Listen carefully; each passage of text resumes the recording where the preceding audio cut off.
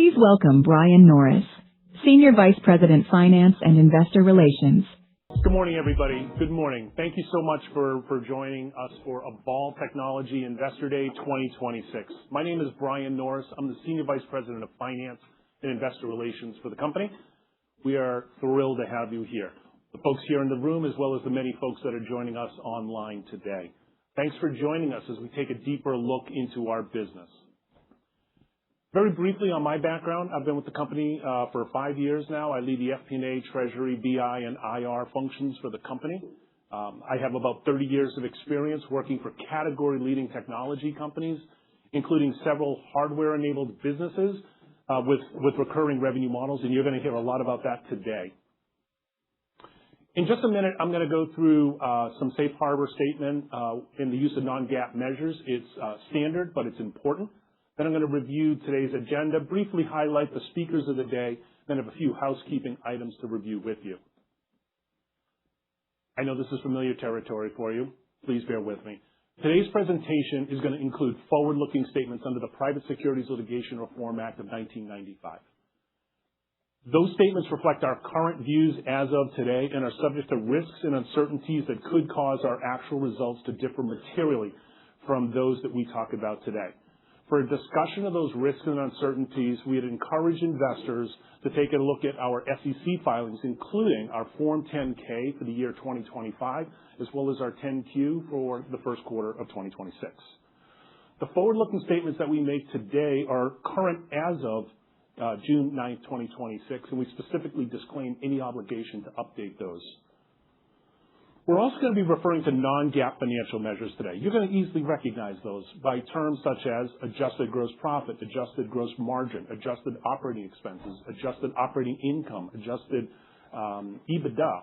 These are non-GAAP measures. They're not prepared in accordance with GAAP, and they shouldn't be considered in isolation or as a substitute for of GAAP measures. I'll let you know that there is a reconciliation of all non-GAAP measures to their most directly comparable GAAP measure in the end of today's presentation. And of course, it's also included in every earnings release the company publishes, including the one that we issued on May 12, 2026, covering our Q1 results. We're also going to be reviewing certain operating metrics like annual recurring revenue, or ARR, and RPO, or remaining performance obligation, which again, we believe are useful for investors to track the progress of our company. I caution you that any of the metrics in those definitions could be different than other terms, similar terms that are used by other companies. So please bear that. Let me take a moment just to anchor you on a few of the key messages that we're building on today. First, we believe we're building the leader in advanced screening. Second, we believe we have a highly differentiated business model and product portfolio that combines proprietary hardware, software, AI, and real-world data, which together we believe creates durable, high-margin recurring revenue. Third, we operate in a very large and underpenetrated market with meaningful growth opportunities, we believe, in the verticals and the geographies that we compete in. Fourth, we're focused on creating customers for life. That's from lead development to customer acquisition to deployment to expansion and renewal. We believe that the value of that compounds over time. And finally, we believe we have a business model designed to deliver sustained, long-term, profitable growth. I'm not going to go through every one of the speakers. They're all actually listed in the booklet in front of you, so you have a very good sense of the executive leadership team who will be here presenting today. We're thrilled to have them with us, obviously. Okay, very briefly, let me walk you through how the next few hours are going to flow. We're going to be here until about 12 o'clock with a short break. In just a minute, John Kedzierski, our President and CEO, is going to open things up with a deep review of the company's growth strategy and market opportunity. Ovais and Sean will then lead us through a discussion about how our innovation strategy supports the global corporate growth strategy.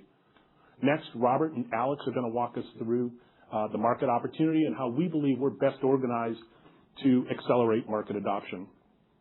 We're then going to take a short break from 10:35 to 10:45. That's a great opportunity for you to go across the hall, get a little bit, or outside, get some coffee, or maybe spin by the demo room. But we're not going to have a lot of room for demos at that point.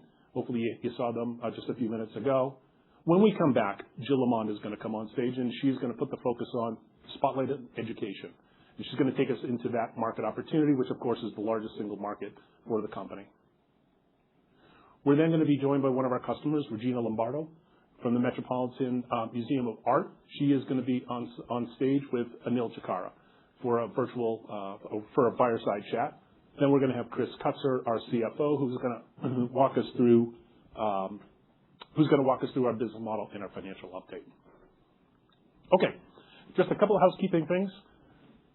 Number one, there's wireless access into everybody in the room. There should be a tag somewhere in front of you so you can get on the internet. There's also power at every desktop, so you have an opportunity to charge all the electronics that you brought today. As I mentioned, there's a demo room right across the way. We'll have time very briefly at the break, but moreover, I encourage you to go over there at lunchtime, the lunch hour, 12 o'clock. We're going to have demos of both Express and Expedite available to you. There are restrooms directly across the hall if you need a break. I'll also tell you that, and I'll be mindful of you, that this event is being webcast live for all people that can't be with us. In terms of Q&A, we have a lot to cover. So we're not going to have Q&A sessions with every presentation, but there will be opportunities at the break and at lunch to ask some questions of the executive team. All presentation materials will be available online as well. Lunch, last one, and it's important. You all should have a name tag. In that name tag is a ticket for lunch, and we have some of Waltham's finest that we're going to be having right outside here at 12 o'clock, and you'll need that ticket. Okay? Again, welcome to Evolv Technology Investor Day 2026. We're thrilled to have you with us. For nearly a century, security screening looked the same. Slow, manual, and built around emptying pockets. We started with a simple belief.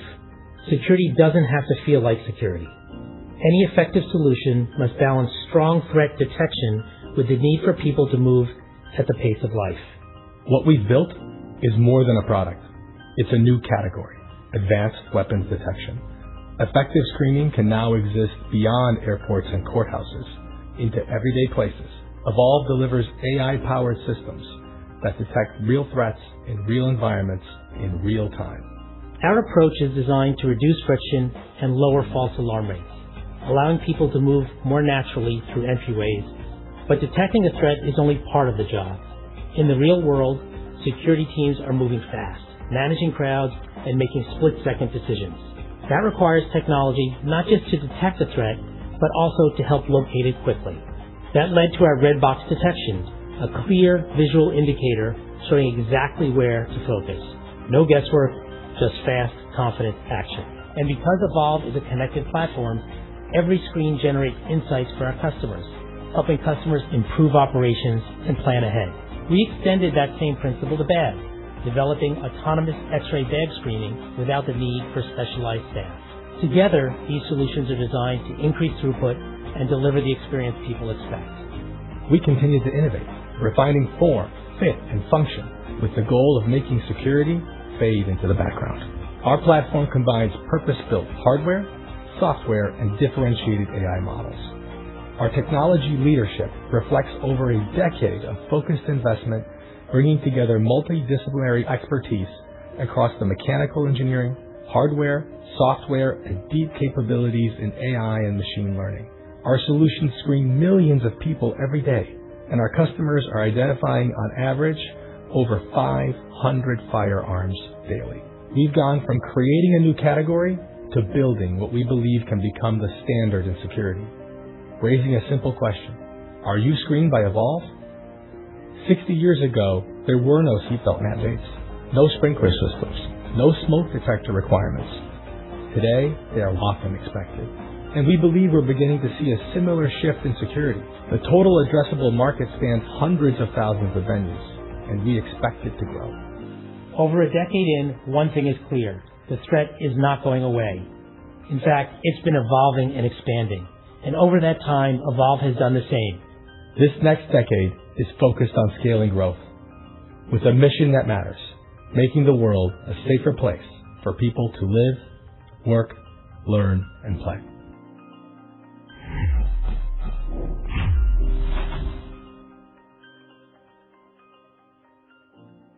Please welcome John Kedzierski, President and Chief Executive Officer.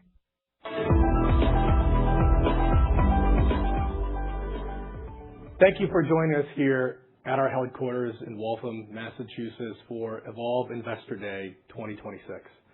My name is John Kedzierski. I'm the President, Chief Executive Officer, and a member of the Board of Directors of Evolv. I've been CEO for approximately 18 months. Prior to that, I had a 23-year career at Motorola Solutions, where I held a variety of executive roles. Most recently, I had the privilege of building Motorola Solutions' physical security business, which is video cameras and access control systems. I've spent pretty much my entire career either in public safety or security. I'm a computer engineer by background, and technology is always near and dear and just a personal interest of mine. And that lines up extremely well with Evolv. Evolv has a very clear mission, and we're going to elaborate on what that means for us, our investors, and our customers today. And we're addressing an immensely difficult problem, trying to detect weapons, differentiate them from many everyday benign items, and doing that without changing how we all live. Where is Evolv today? A lot has changed in the last 18 months.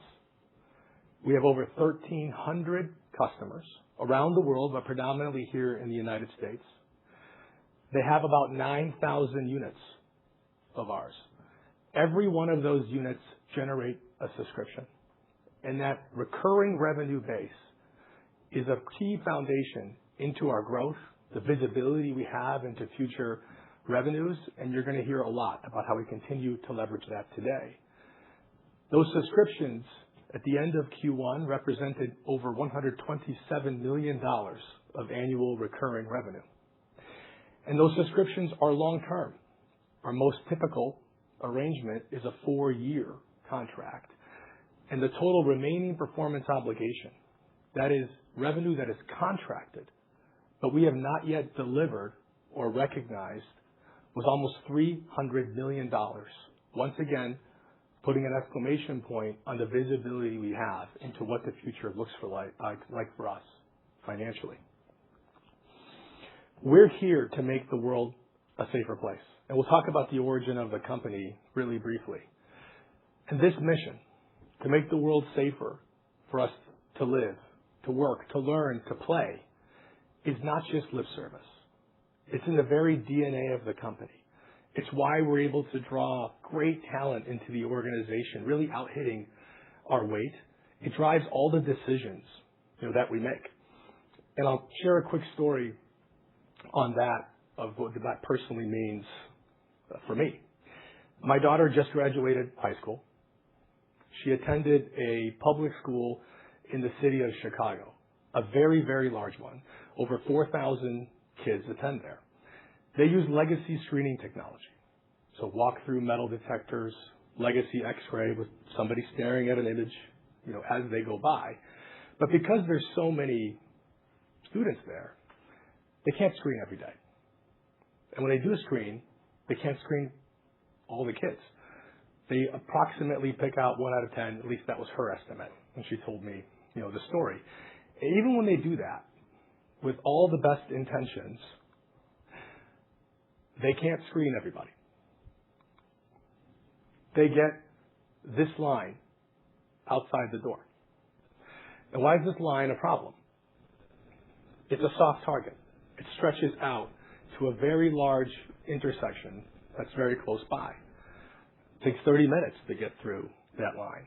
And now somebody doesn't need a weapon to create a tragedy. They just need to yank the wheel on the steering wheel and something horrible happens that day. And it's a great example of what we'll talk about later in terms of the protection paradox and how all the best intentions can create a challenge. And that mission is what we're here around, to enable that compromise of security and not having all the inconvenience and the other challenges. And it's in the very lifeblood of the company and how we were founded. We were founded by Anil Chitkara and Mike Ellenbogen, who are still with the company today. Anil, our Chief Growth Officer, and Mike is on our board of directors. The company was founded in 2013 in the shadows of the Boston Marathon bombing. Anil knew somebody who was personally impacted at that event. And they set about a challenge of how do we use technology to try to prevent this kind of situation happening again? How do you screen all of these masses? of people, whether they're going into an enclosed venue or an open area, such as this. And they created a company around this very goal and building the purpose that we have. And so what have we done? We've created a new category. And what do I mean by a new category? When we approach customers, very often we are replacing nothing at all. Remind yourself about how you got here today. Many of you flew. And so think about that air travel experience and the security experience that you have. Think back to how much space did that lane of security, the metal detector and the bag scanner next to it, occupy? Was it 30 linear feet, 40, 50? How many people operated that? How long did you wait in line? Did you get selected for a secondary screening, and what was that experience like? And now imagine, can you take what I just described, what you went through, and put it into the lobby of my daughter's school? Can you put it into the entrance of an emergency room? Can you stick it in the entrance of this building, our headquarters, where we're having this meeting? And you can quickly come to a conclusion that practically will be very difficult to go do. There's another example of what I mean by a new category. Think about when Steve Jobs held up his hand and showed the world an iPhone. Did he have to convince you that a cellular phone was a good thing to have?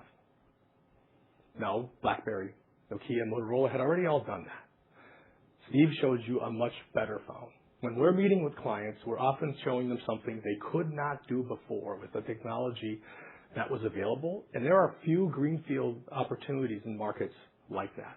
We created the market that we're actually going after with that technology, and we think that's a really exciting, not only purpose, but investable opportunity, because there's few clear fields like that ahead for many companies. And where's the goal? We believe that ultimately, most buildings that prohibit weapons will screen with technology like ours. As we continue to iterate on the efficacy of our product, and that's all about alert rate and driving that as low as possible. As we iterate on form factors and shapes to make sure that we cover this entire 700,000 entry opportunity, I think just like you see sprinkler systems or airbags in cars or rear view cameras or fire alarms, these types of technologies will become standardized, and that's the future that we're building to. And we already make an impact every day. 500 firearms daily, 7 days a week, 365 days a year. And this is our customers going on the app that they have in front of our system, tagging real weapon found. We get the news articles where our customers tell the world about how our technology is helping protect their students, their patients, their employees, and the anecdotes that we hear directly from our clients. So what we did is use technology to make the protection paradox better. We could have done a hand search of every single person that came into this facility and created a pretty high level of assurance that there's no weapon inside this room. But that isn't very practical. It isn't very convenient. It requires that everybody changes how they live. And when people are going into a house of worship or a museum or their office, they don't want it to feel like they're going to the airport or they're going into a jail or they're visiting a courthouse. And Evolv created technology to try to make this compromise not the same level of compromise that it has always historically been. And because of our deployment in sports and entertainment, there's a good chance you've experienced what Evolv looks like. The crowd on the left-hand side of this slide, we also remember that. A lot of people waiting in a line, a very clear line, and not a many people behind it. And the experience that now Evolv has, thanks to all the partnerships with the sports teams that we've been privileged to serve. You can wait at that tailgate longer. You don't stress, am I going to miss kickoff? The stadium operator knows they put themselves in the best position to get people from the street to the seat so they can experience all the wonderful amenities and concessions that they have. And we did this by using sensors and AI, edge compute, to be able to differentiate a phone from a firearm. But we didn't just stop there. We have a mission to make things safe. And just differentiating that phone from that firearm is step one. But the red light that goes off on the system doesn't stop the weapon from coming inside. It's all on the guard and that security operator. So we also focus on how do we use technology to make that security operator better. The security guard industry turns over as much as 3 times per year. So we use video cameras. We continue to iterate on those algorithms to be able to locate the threat on the person so that we can provide the best information that we can to that security guard, to that gym teacher that might be showing up early to man security systems that day. So the conversation isn't, let me wand your entire body, hold your arms out, but it's what's in your right hip pocket. And we truly believe that makes the security outcome safer because you're directing that attention. And if somebody's wanding a person top to bottom all day long, it's difficult to hold your attention. We also made the solutions cloud connected so that the security screening could be a source of intelligence for your operations teams, your facilities teams. How many people came in door 1 versus door 2?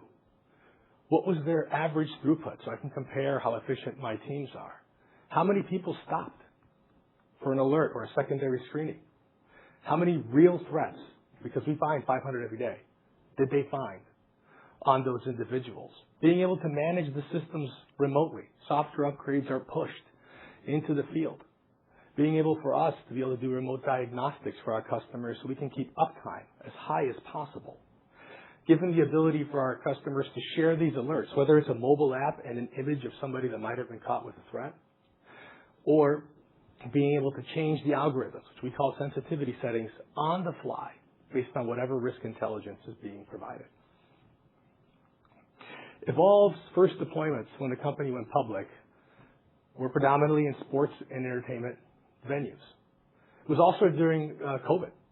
And a lot of facilities were looking for ways to reopen, keep security, but do screening in a much more touchless and less intimate way.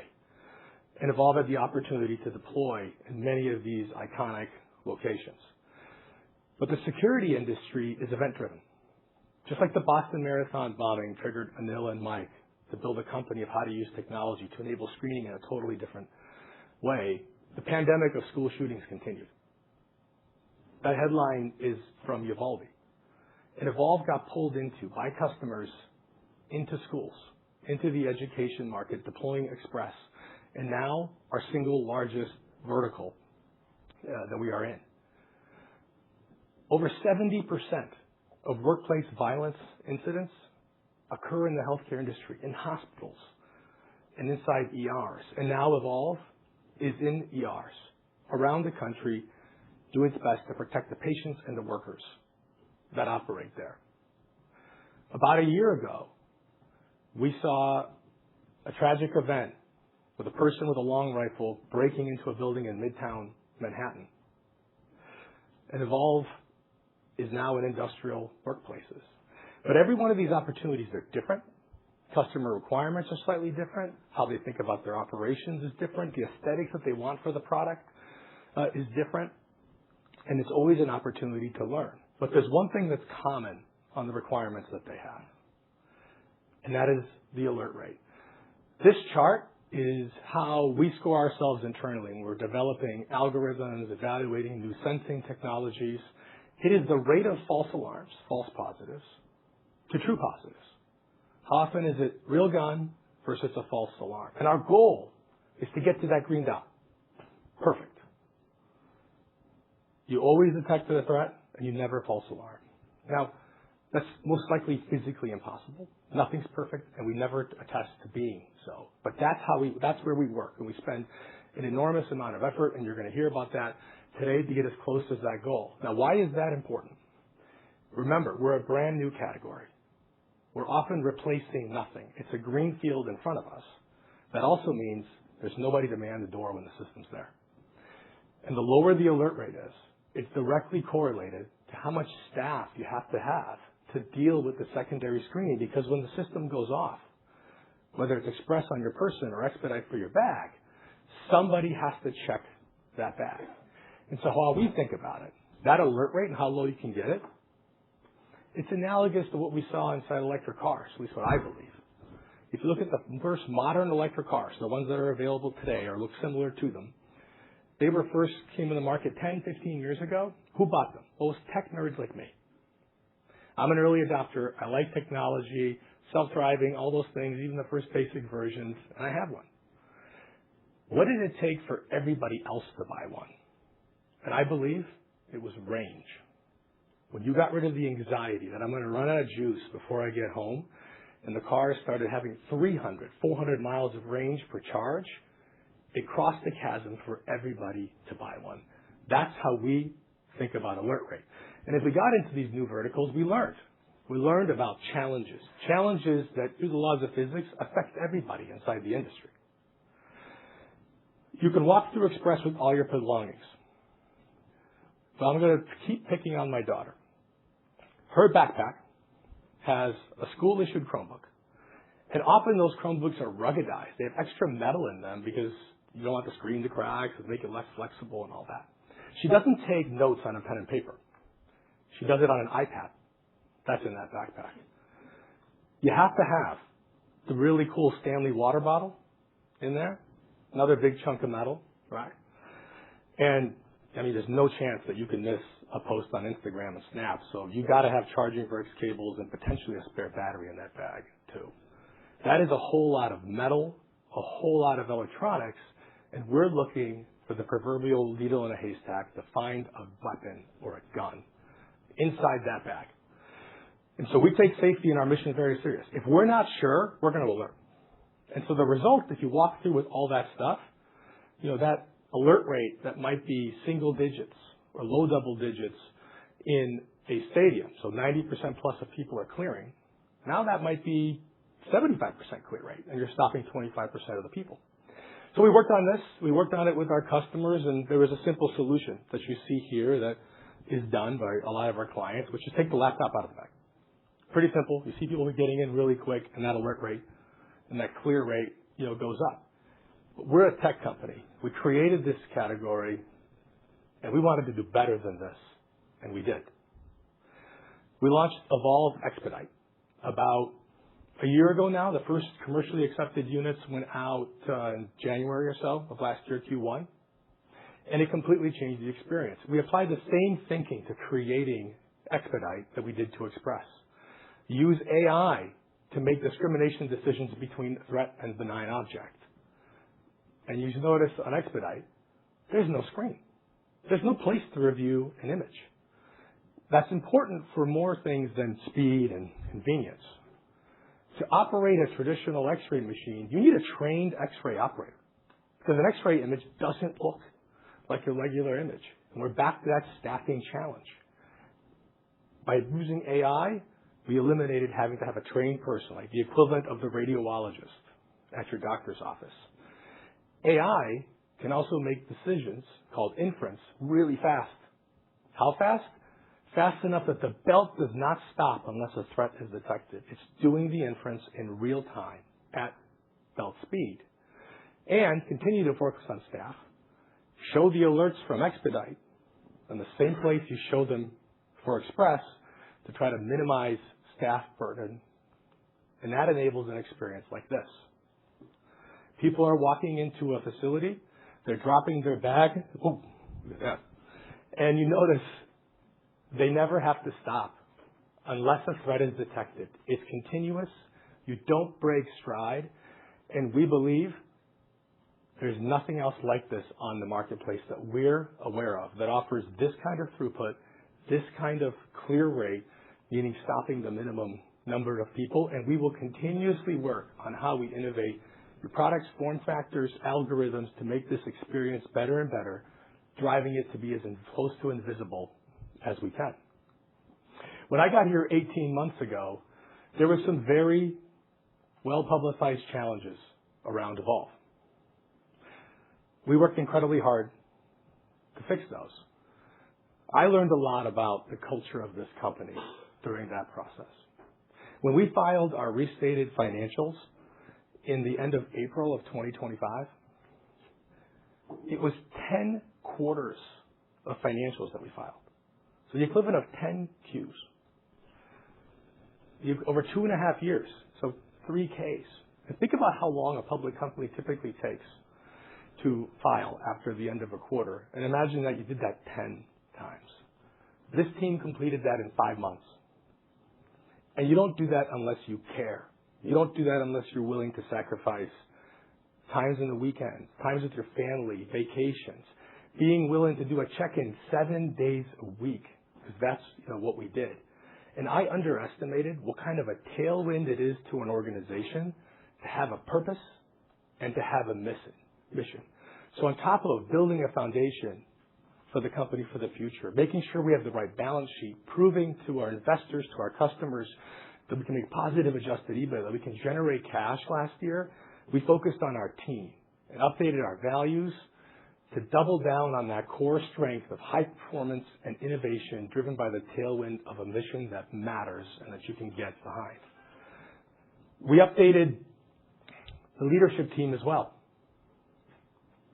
New CEO, new CFO, new Chief Revenue Officer, new Chief Marketing Officer, new Chief Product Officer, new General Counsel, new Head of Supply Chain.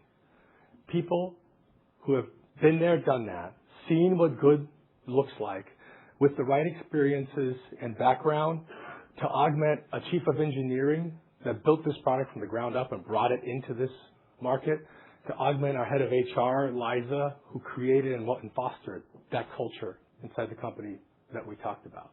We have the right team to take this company forward. And what do we think forward looks like? 18 months in, we believe we can triple this company, triple its revenue, and take it to $500+ million, operating at a rule of 50 in 5 years. And we say rule of 50, you can do the math. That equates in approximately a 25% compound annual growth rate and a 25+% EBITDA margin. But if we see the opportunities to grow faster, we think we'll be confidently in rule of 50, but we might invest more to drive the growth rate higher. And in the first few years, that growth rate might not be exactly there as we're building for the future and expanding our sales team and our products. So how do we get there? We're going to get there by taking our story to every customer that's a potential good fit, making sure that we have the right sales and marketing coverage for that total available market to execute on that vision that most buildings that prohibit weapons will screen for weapons with a technology like ours. And that's here and around the world. We're going to extend the product portfolio, just like we proved to ourselves with the Expedite product, that we can innovate, find new ways to solve this incredibly hard problem. And as long as we're driving alert rate down, creating great experience for students, for patients, for visitors, for fans, that we can bring new products to market. And we have one goal in that R&D team, two, get alert rate as close to 0 as possible. Get to that green dot on the chart and make sure that we have the right product, shape, appearance, fit, and price for every potential customer in this 700,000 entryway TAM. The core fundamentals of our business and the key drivers are pretty simple. Add units, keep that customer happy so they stay, and then continue to add units, whether it's adding new customers or expanding them. And if we do that, we will generate what we believe are outsized returns long into the future. That's the brilliance of a subscription-based ARR business. Now, our contracts are 4 years long. We haven't had a lot of history and statistics to share, especially that are meaningful and significant around renewals. Last year, we had about 400 units, not customers, units that came up for renewal. We ended last year with 8,000 units. 400 is not very significant. But we did learn, and we learned enough to give ourselves, the confidence that this is going to be a business that has a net revenue retention that is over 100% and over 100% in a healthy way. Why do we believe that? 50% approximately of our new unit bookings come from existing customers that are expanding their fleet. They're adding entryways with Express, and now they're adding new products as we're upselling them to Expedite. Expedite's been available for approximately a year. In that 1 year of time, now 6% of all our customers have the product. In Q1, 17% of our new logos purchased Expedite. We really like that trend, and I want to show you what that looks like in a customer example. Bank of America, they deployed Express Gen 1 back in 2021, so 4 years ago. They deployed 17 systems across their facility. During the course of their original contract, their 4-year contract, they screened 8.5 million people with those 17 systems. And then it came time to renew. And they didn't just renew. They upgraded to our latest version of Express Gen 2. That incorporated many learnings over those 4 years of how to make the customer ownership experience better and delivered a noticeable improvement in alert rate. So they didn't just upgrade to Gen 2. They added 5 units, and now they have 22, from 17 to 22 Express. But they didn't stop there. They added 4 Expedite units as well, and now they're screening back of house and a lot of their office spacers. This is the formula for how we continue to grow, how we triple the business at Rule of 50 as we continue to land, expand, and upsell customers over and over and over again. We created a new category, and there is a pattern that you can see sometimes when you create a new technology that makes safety and security better. And that is, that becomes a standard. I talked about the sprinkler systems, airbags, rear view cameras, fire alarms, and you could go on and on. But what about an example that's closer to home? 16 years ago, 2010, body cameras were pretty rare. Now today, they're pretty ubiquitous on law enforcement officers, not just here in the United States, but around the world and with federal agencies as well. Well, what happened? Products out there, security is event-driven. An event occurred, Ferguson, Missouri. A year later, the President of the United States provided grant funding for police departments to deploy body cams. That same year, the state of South Carolina became the first state to mandate body cams on police officers that interact with the public. Today, over 34 states have some sort of mandate requiring law enforcement to have body cams. What's been happening in our space? The state of California passed a law requiring certain hospitals to have advanced weapons screening. The state of Georgia had a bill pass their House, that has not yet passed their Senate, that would require every school in Georgia to screen for weapons. And as a parent of 3, I absolutely fervently believe every school should screen for weapons. Technology to do that and to do it in a practical way, not the airport, jail, courthouse way, exists, and that should happen. We're not involved in any way in California and Georgia. And there are several other states now that have discussions in their legislatures or action around doing similar things without our involvement in any way. And we think it's time for us to get involved, to make sure that our voice is heard as we can educate lawmakers, decision makers, the market on the efficacy of these technologies, especially innovations like Expedite. And we're going to invest to make sure that our story is well understood with those that make these decisions. And security is not just a concern here in the United States, whether it's Massachusetts where we're at or the other coast of California. It's a global concern. And now, almost every day, you open up an article and you read about something that's occurring. You have geopolitical tensions, around the world that are probably as acute as any point in the 47 years that I've been on the planet, with what's happening in the Middle East, a continued unresolved situation in Ukraine, geopolitical tensions inside Southeast Asia, and the constant threat of violence, whether that's a shooting at a well-known tourist site in Mexico or bladed weapon attacks inside the UK, there is a need. We have technology that we believe can help, and we're going to be much more deliberate in our international investments. In 2025, less than 4% of our revenue came from outside the United States. The big planet has many places to go. Deliberate means making the investments in the product portfolio because we have hardware that bases our subscription to get it into the countries where we see the right opportunity, and making sure we have the sales and service coverage in those places to do that successfully in the way Evolv expects our customers to be treated. We occupy a really interesting piece of real estate. We have a hardware platform with edge compute, sensors, AI, cloud connectivity at the entryway of a building where almost everybody who walks into the building goes through it.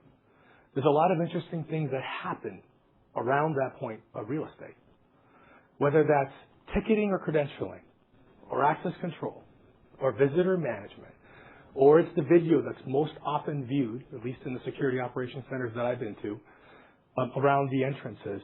There's a lot of opportunities that we see in front of us, whether they are to make the experience for the person coming in, the student, the fan, the patient, the visitor, the teacher, the employee better, or to continue to try to improve security outcomes by moving more and more before what we do or after in case something does occur, and how do you put first responders in the best position to resolve it, or to drive efficiency in security operations, because for most of our clients, it's not lost on us that security is a cost center, and if you can do things to make them more efficient, that's attractive. And across these opportunities,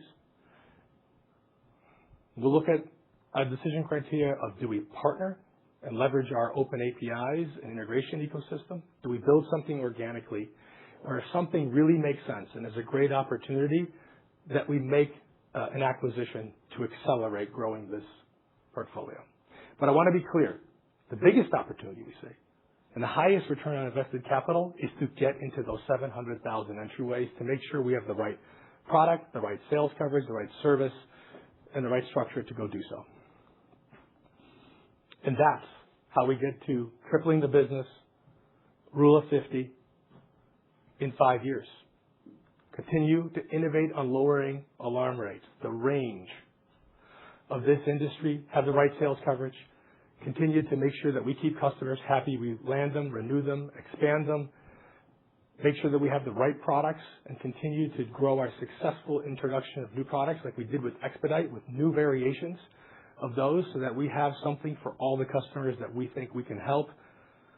Drive the story that we have into decision makers, because I believe many facilities like schools should all be required to screen and take the story around the world.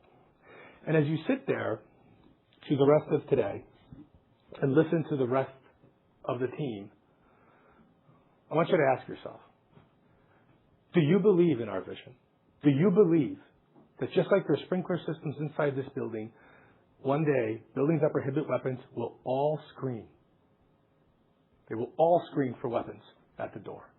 And if you believe that vision like we do, which company do you think is best positioned to capture that market and the growth and the financial opportunity that it will create? Thank you, and I hope you enjoy the rest of this Investor Day.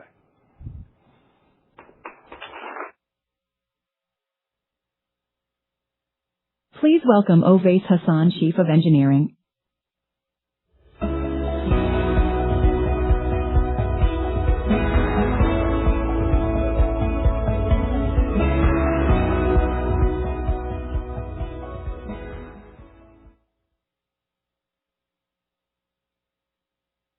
R&D Labs. I'm Ovais Hassan. I'm head of R&D at Evolv. Some brief background about myself. Over 30 years of career in high-tech R&D, delivering multiple mission-critical systems, often first of the kind in the industry. I will share the two with you. The internet core switches I built is behind the streaming and multimedia boom. My initial work on Wi-Fi brought internet connectivity to your mobile devices. This is my 8th year at Evolv. and I'm advancing the most complex concealed weapon detection platform. This is the hardest problem I have worked on, and the most meaningful one. I'm going to talk very briefly about what is Evolv identity, our technical moat, but we're going to spend more time on our products and solution, give you a deeper insight there, and also going to talk about the innovation pipeline ahead. Let's start with a simple question first. What is Evolv's identity? Let's think about the durable tech companies you know of, like NVIDIA, Apple, Exxon. What all of them have in common? They have the deep hardware and software integration. You cannot separate the two. That full stack control is their moat. Evolv has a similar resilient moat, and we are a physical AI company. And our moat is our hardware, our proprietary hardware, our own software, the data we built for the AI models. All these four components are all are fused together. They all work in tandem, inseparable by design. That full stack is our moat. As John said, we are the category creator in concealed weapon detection technology, physical AI company enabling a future where most public buildings are protected by walls. Let me give you some insight about what it takes to build this kind of a company. Since our inception, roughly about 13 years ago, we have spent $100 million in R&D. This year alone, we are spending over $20 million in R&D, focusing on AI and new form factor development. This is not a fractional investment. Every dollar we spend raises the bar high and widens our moat as we go after 700,000 doorways ahead of us. The hexagon you see on the slide, it's our world-class R&D capabilities, covering the full tech stack, and 100 engineers and scientists led by a domain expert who has been building products 0 to 1 for years. We are solving genuinely hard problems, and hard problems build durable companies. So I'm going to talk a little bit more about our products now, give you some insight. Let's start with the basics. This is our people screening product, Express. Okay, and the concealed weapon detection is performed in real time without disrupting the flow. The people continue to move as they go. There are simple red and green light on the towers. They provide early intel for guards to manage the flow. And you have seen on the video that we have connected tablets at the distance. They are there for threat resolution. You've seen our red box technology. The illustration that you see on this slide, the colored waves that you see is to describe how this technology works. So this is going to provide a little bit more deeper insight about this technologies. So Evolv Express is a active system. And what is active system? It has a transmitter and a receiver. And we generate an electromagnetic field between the towers. The color waves you see within the electromagnetic field is the multiple frequencies we use. It's not a single frequency system. And what it does, it helps with better object discrimination. So that colored field that you see between the tower is the scanning zone where people walk through. And it is invisible. And imagine that someone is going through this electromagnetic field. carrying a concealed object on them. You carry a phone, keys, and laptop, or a potential weapon. So when it happens, it interacts with that field, and it disturbs the field. It generates secondary signals, which are picked up by the sensors in all of these towers. And once they pick up these signals, it's digitized and fed to our machine learning algorithm inside. So the ML algorithm is making one decision: threat or no threat. And if it has a high confidence that it is not a threat, then the green light on these towers stays on, and people just continue to flow through the system. If it turns out to be a potential threat, then those green light immediately turns red, and the systems decorate or pinpoint a threat on a person where it found, and it generates a red box alert with a video image. We call it evidence that goes to the guard who has established at the distance, so they can do a more informed threat resolution, making sure that person is not entering into the venue. So stop that.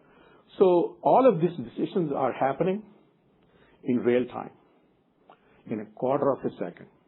While we're not stopping the flow, people continue to move into the venues.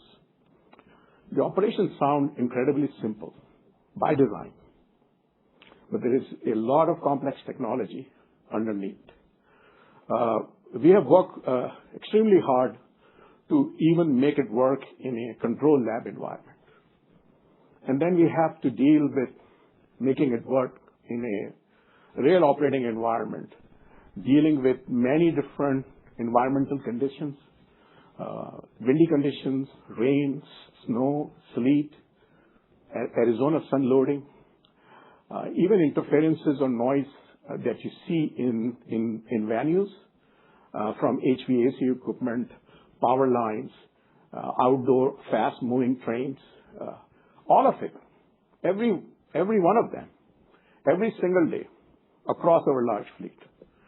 So we have built not only making the functionality work, but a lot of robustness in our technology to handle all of it and operate successfully in many of these environments. And this is how Express works. So now I'm going to give you a little bit more insight into our Expedite technology. Expedite is our bag screening product. It uses X-ray technology with AI-based threat detection. AI, as John said, AI is reviewing all images in real time and making decisions in real time. And the bells keep flowing until the potential threat is found. So one thing I wanted to give you some more insight there. This is a native AI hardware platform. It's not a bolt-on AI that you may see with traditional systems. You know that traditional system uses pseudo-color images. Those are meant for train operator to look at these images. You may see at the airport where you're waiting for your bag to come out. Those has limited data, are not ideal for AI processing. So in Expedite, we use raw dual energy channels to fully extract the full content that needed for reliable AI detection. That's what's called native AI. Full dense content so that you can reliably do AI threat detection. We were designing a kind of Ferrari of bag screening. So our belt has to run much faster to keep up or match the natural walking speed of Express. And that comes with a lot of technical challenges in all different areas, especially in the hardware design, where we have to make sure that the image that we picked up, the clean image, is provided in a consistent and reliable way in all conditions for a much more reliable AI processing. And a lot of complexities we deal with. It required a lot of creative hardware design for us to overcome those challenges. What we went through is a topic for another day. So that's one piece. And the form factor that we have also on this product is highly compact, and it's mobile. It's suitable for both indoor and outdoor applications. So one thing I'm going to talk about, as we talked about, it is a AI-driven threat detection capability. So we build the AI model also from the ground up. And that requires also a massive data development effort, the training data that you need for AI model to be effective.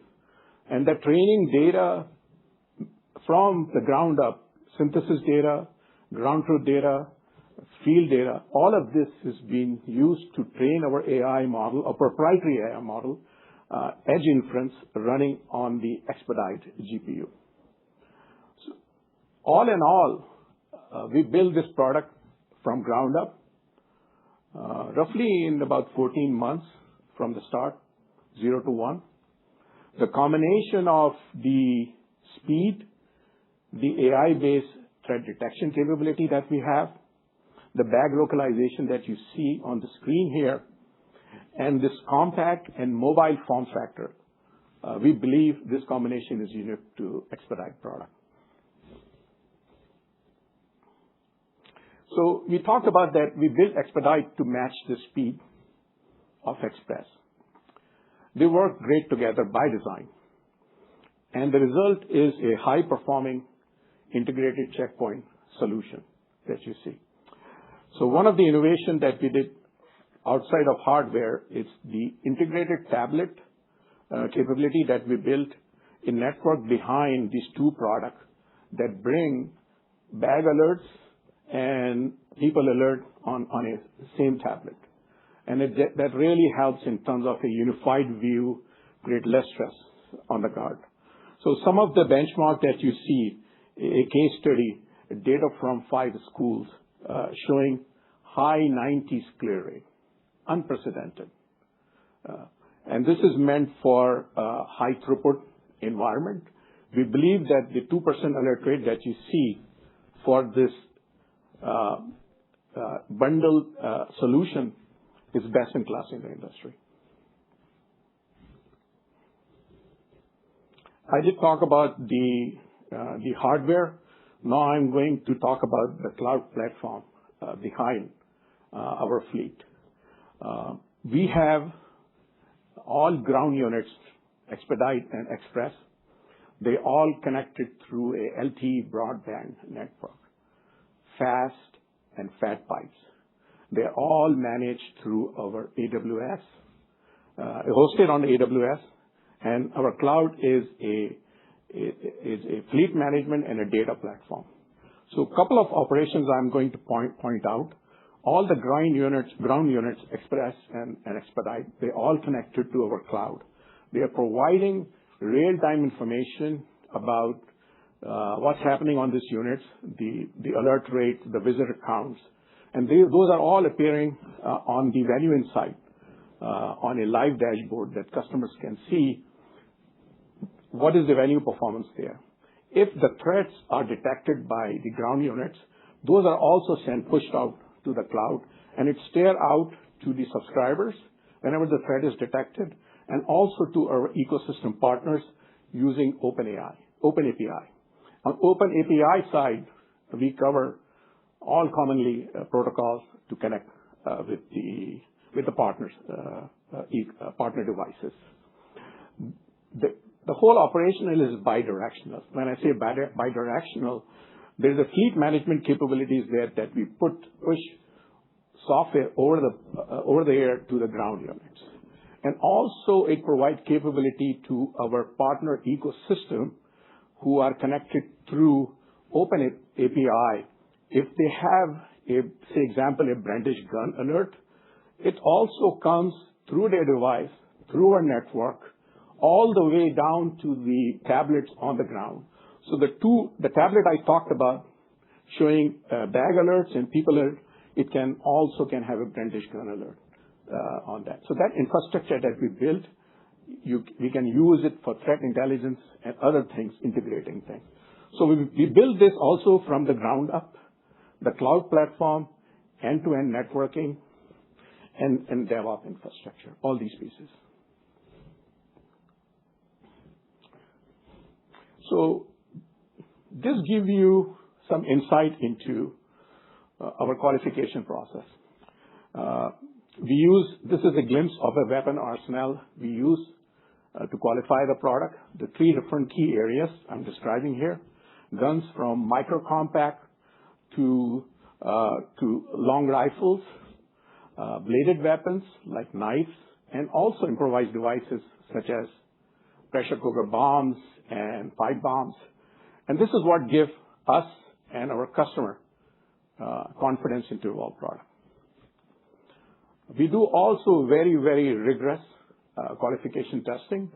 The two areas I'm going to describe, one is the physical testing that we do with real weapons, simulated weapons, internal third-party testing across the weapon categories I talked about.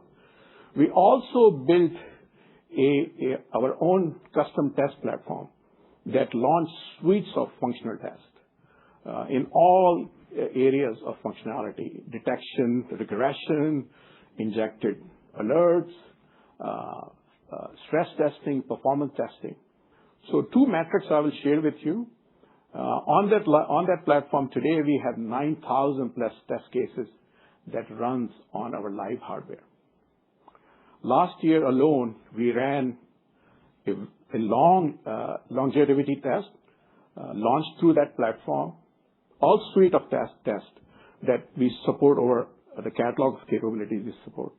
27,000 hours of operation, which is roughly about 3 years of continuous round-the-clock operation on the live hardware.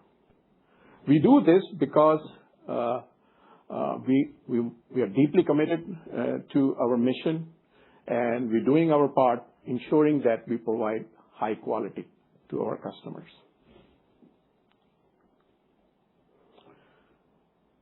Our customers are not buying a standalone hardware. They have invested into a continually improving platform. So there are a couple of proof points here. As John talked about, since our journey, we have been working on reducing the alarm rate down. So we bring a lot of capabilities there. You see alarm rate reduction across all verticals. We've also brought new capabilities on the software that push down to our ground units, which is Express and Expedite. In 2024, we also brought 2 new hardware platforms. I talked about Expedite and also Gen 2. And this is all managed and controlled through our unified one cloud platform. So all together, we are bringing a sustained subscription value year after year. And what next in terms of ahead? Our North Star is invisible security. And what it means that the technology disappears in the environment and just simply works. As John said, 2 focus areas to get there. Number 1, continue the journey that we have from the inception into reducing the false alarm rate down. We'll be investing into new sensors, new AI, advanced AI. A lot of work investment from that side. The other thing is leverage the IP we built. I call it core IP, our mode, our modular architecture, to turn new products faster, multiple segments, multiple form factors, and multiple price points. That's the path to 2031. We're not starting from zero. We have 13 years of R&D and operational experience behind these products. The best is ahead of us. That's my last. Thanks.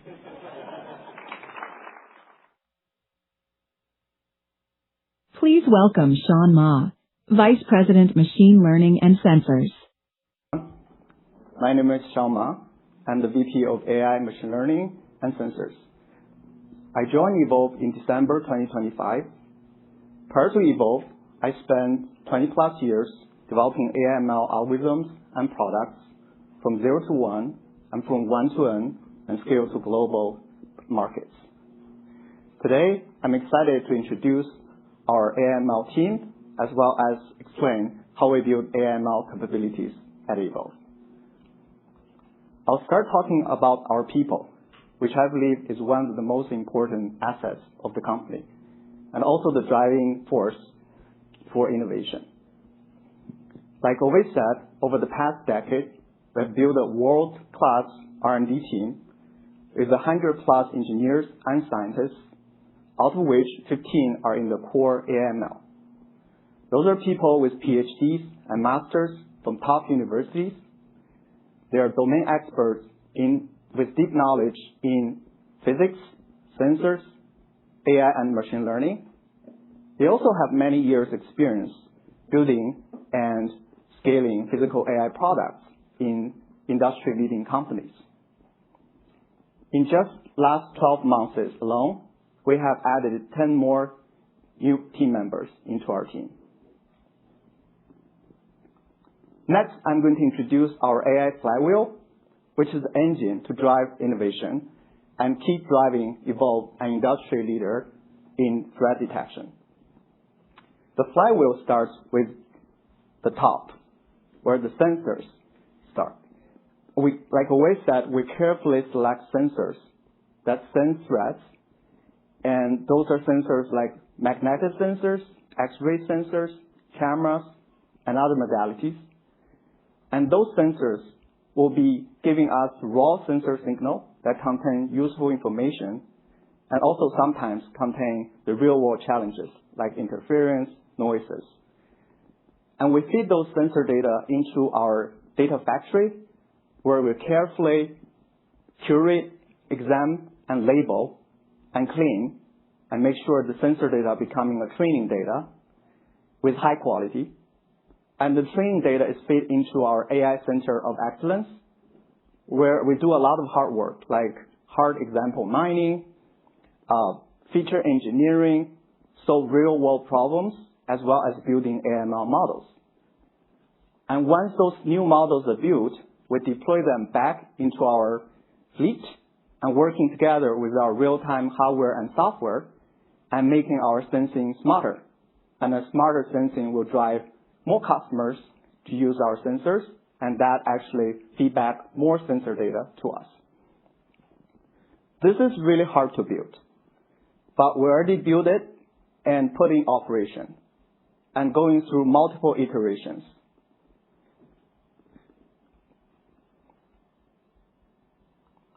Next, I'm going to introduce our deep moat of proprietary data and experiences. Like John and Owais explained, so far, we have over 9,000 units deployed at over 1,300 customers. Those are real-world deployment and screening 4 million and plus visitors every day. And those are real-world scans that's available for us to use. With permission from our customers, we can use those data to evaluate our AI model as well as train our AI models. Our data grows fast with daily screening. Our data grows faster with more deployment and more customers.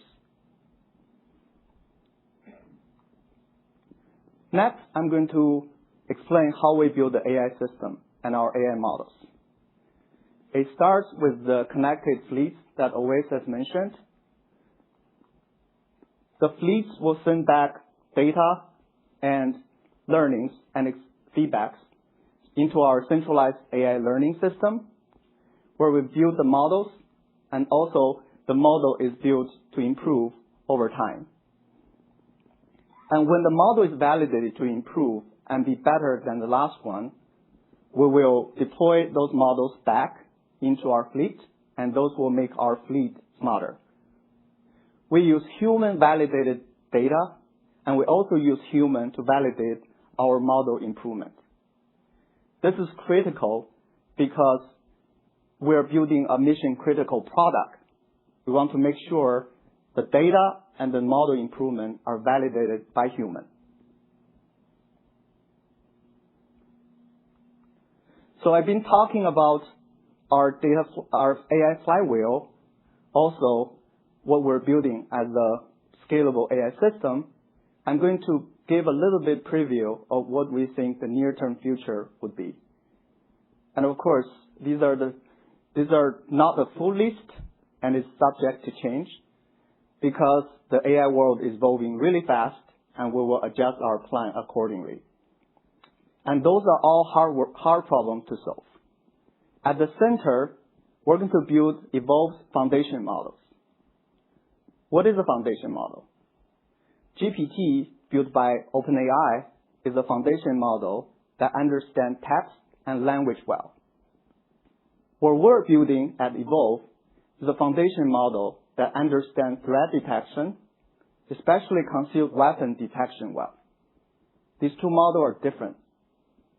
We're going to build our model based on our large amount of proprietary data that I mentioned previously, built to understand the real-world challenges and how to solve them, and also enable us to build more products and applications.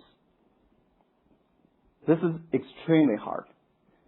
But we believe by building this foundation, this will widen our technology moat and also keep driving the growth of the company. To summarize, I've been talking about our people, our AI flywheel, our data, our AI model, and also a little bit forward-looking, our foundation models. All of these innovations have one common goal. That is to fuel and grow our company. Here's how. When we have new features and AI and software updates, we'll push this back to our fleet, and that will increase the performance of our fleet and also increase the subscription value of our customers. When both those are happening, our customer will be happier. They will continue to use our services and our product, and they will renew with us, and also this will drive more customers to use Evolv's product. Thank you.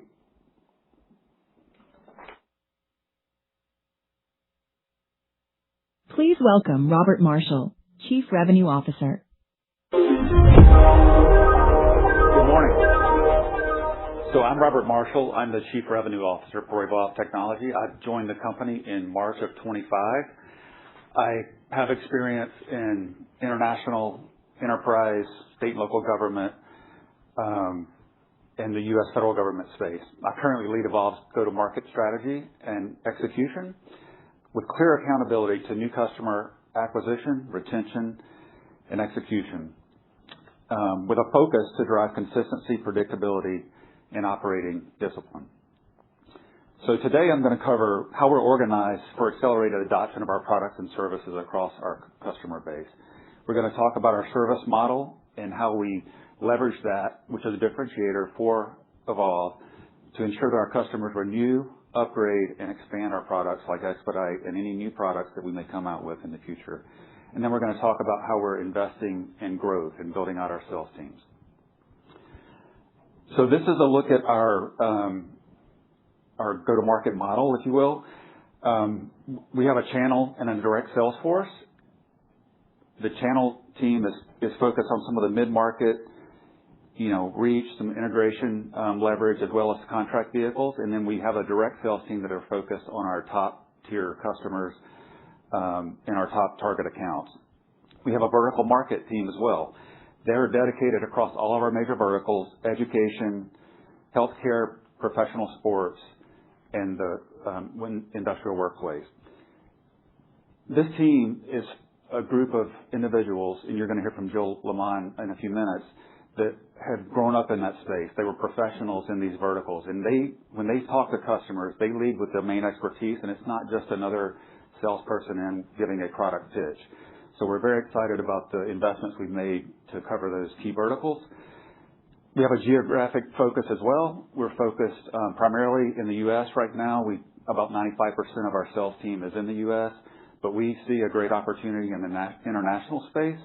We do have customers in international markets, and we're looking to continue to grow that, and it's primarily through channel, but we are open to and looking at adding additional direct headcount where needed as the market grows.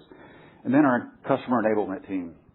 This team is a cross-functional group spanning across customer success. They are simply focused on ensuring that our customers are happy throughout their entire relationship with Evolv, ensuring that they renew their contracts, and that we have the opportunity to upsell our new products. At the end of the day, we're expanding our sales capacity and international capabilities to accelerate the revenue growth to the 25% CAGR that you've heard about in several presentations today. So this is our high-touch service model. It's a world-class organization that is focused on providing the best service possible. You see the 4 service components on the left, and that solution is designed to ensure that our customers see the value, and we keep them as a customer for life. On-site service, it's a white glove on-site support at the customer location. We provide it at their location with our direct Evolv employees. This is not subcontracted out. Our employees are there providing that. We have comprehensive customer support, providing both Tier 1, Tier 2, and Tier 3 tech support. This allows us to identify issues that may happen early in the field and ultimately get them to engineering to resolve the customer issues much faster. And then the software support, this is software updates that any customer can take advantage of as they're released. This is no additional cost to the customer. It's part of their subscription. The training and certification is something we provide both online as well as here in Waltham or on-site at a customer location. And this is to ensure that not only our customers but our channel partners all have the ability to understand how to operate the system optimally. This is a very highly differentiated model that basically that our customers see value in and truly differentiates Evolv from some of our competitors. So looking at the TAM, we've heard a lot about the enormous TAM that we have in front of us, and we are investing on our front foot to expand our sales investment to help capture more of the global TAM that you see. And we're going to do that by focusing on high probability accounts, making sure we're spending time in the right accounts where we see the best opportunity, not necessarily chasing every single opportunity out there that may not be the best fit for Evolv. Absolutely increasing our sales capacity as the market demands it, and we're doing that by adding quota carrying reps and optimizing our partner program to expand coverage across those priority accounts. And then scaling the international go-to-market. Again, I touched on that. I think that's a nice growth opportunity for us. Again, this is partner-led expansion that's going to be supported by targeted sales resources and enablement. The bottom line, our TAM is enormous. Our service, our products are proven. And we're now investing on our front foot to ensure that we capture that market going forward. So you're going to now hear from a customer, the Houston Astros, on their experience with Evolv and how they expanded. So.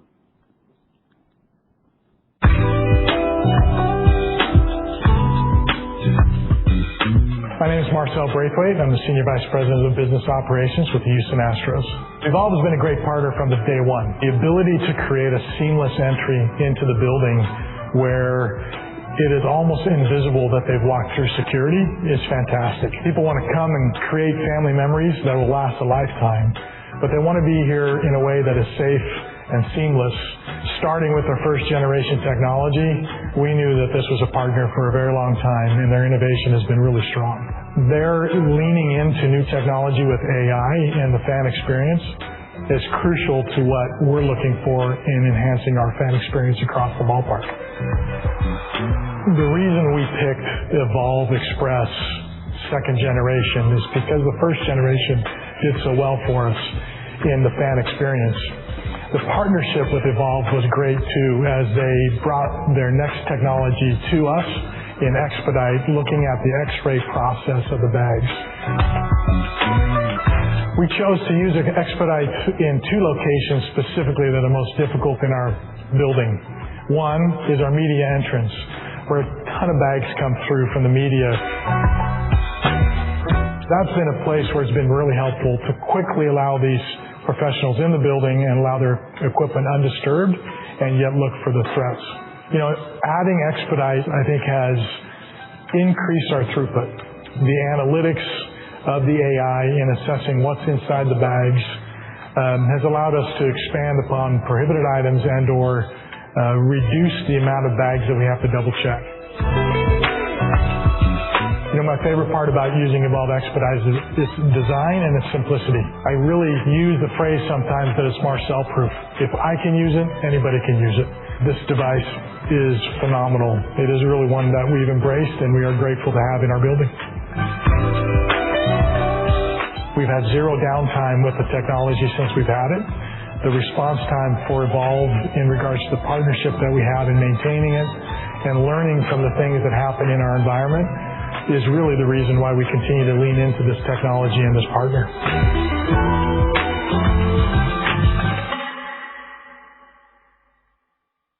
Please welcome Alex Ozerkis, Chief Marketing Officer. Good morning. I'm Alex Ozerkis, CMO of Evolv Technology.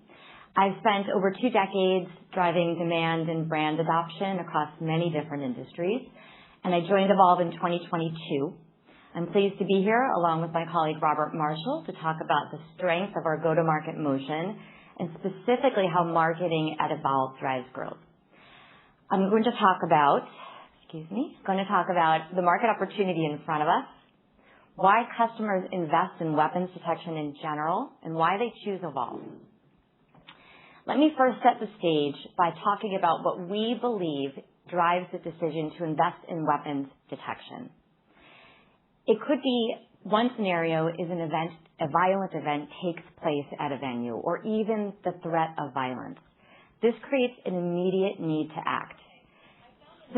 Similarly, when an event takes place at a nearby venue or even a peer-like group, that can create pressure internally politically or amongst stakeholders of the community to do the same.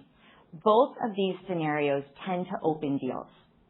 And what pushes deals to close are conversations around legislation or litigation, the potential financial risk of not doing something, or when we see the beginnings of mandates, as you heard John talk about, where the discussion shifts from should we do weapons detection to how do we comply. Both of those scenarios tend to push deals to close. We see security and screening and safety rising on the priority list of both public and private institutions, and budgets are following. We believe the market opportunity in front of us is large and mostly untapped.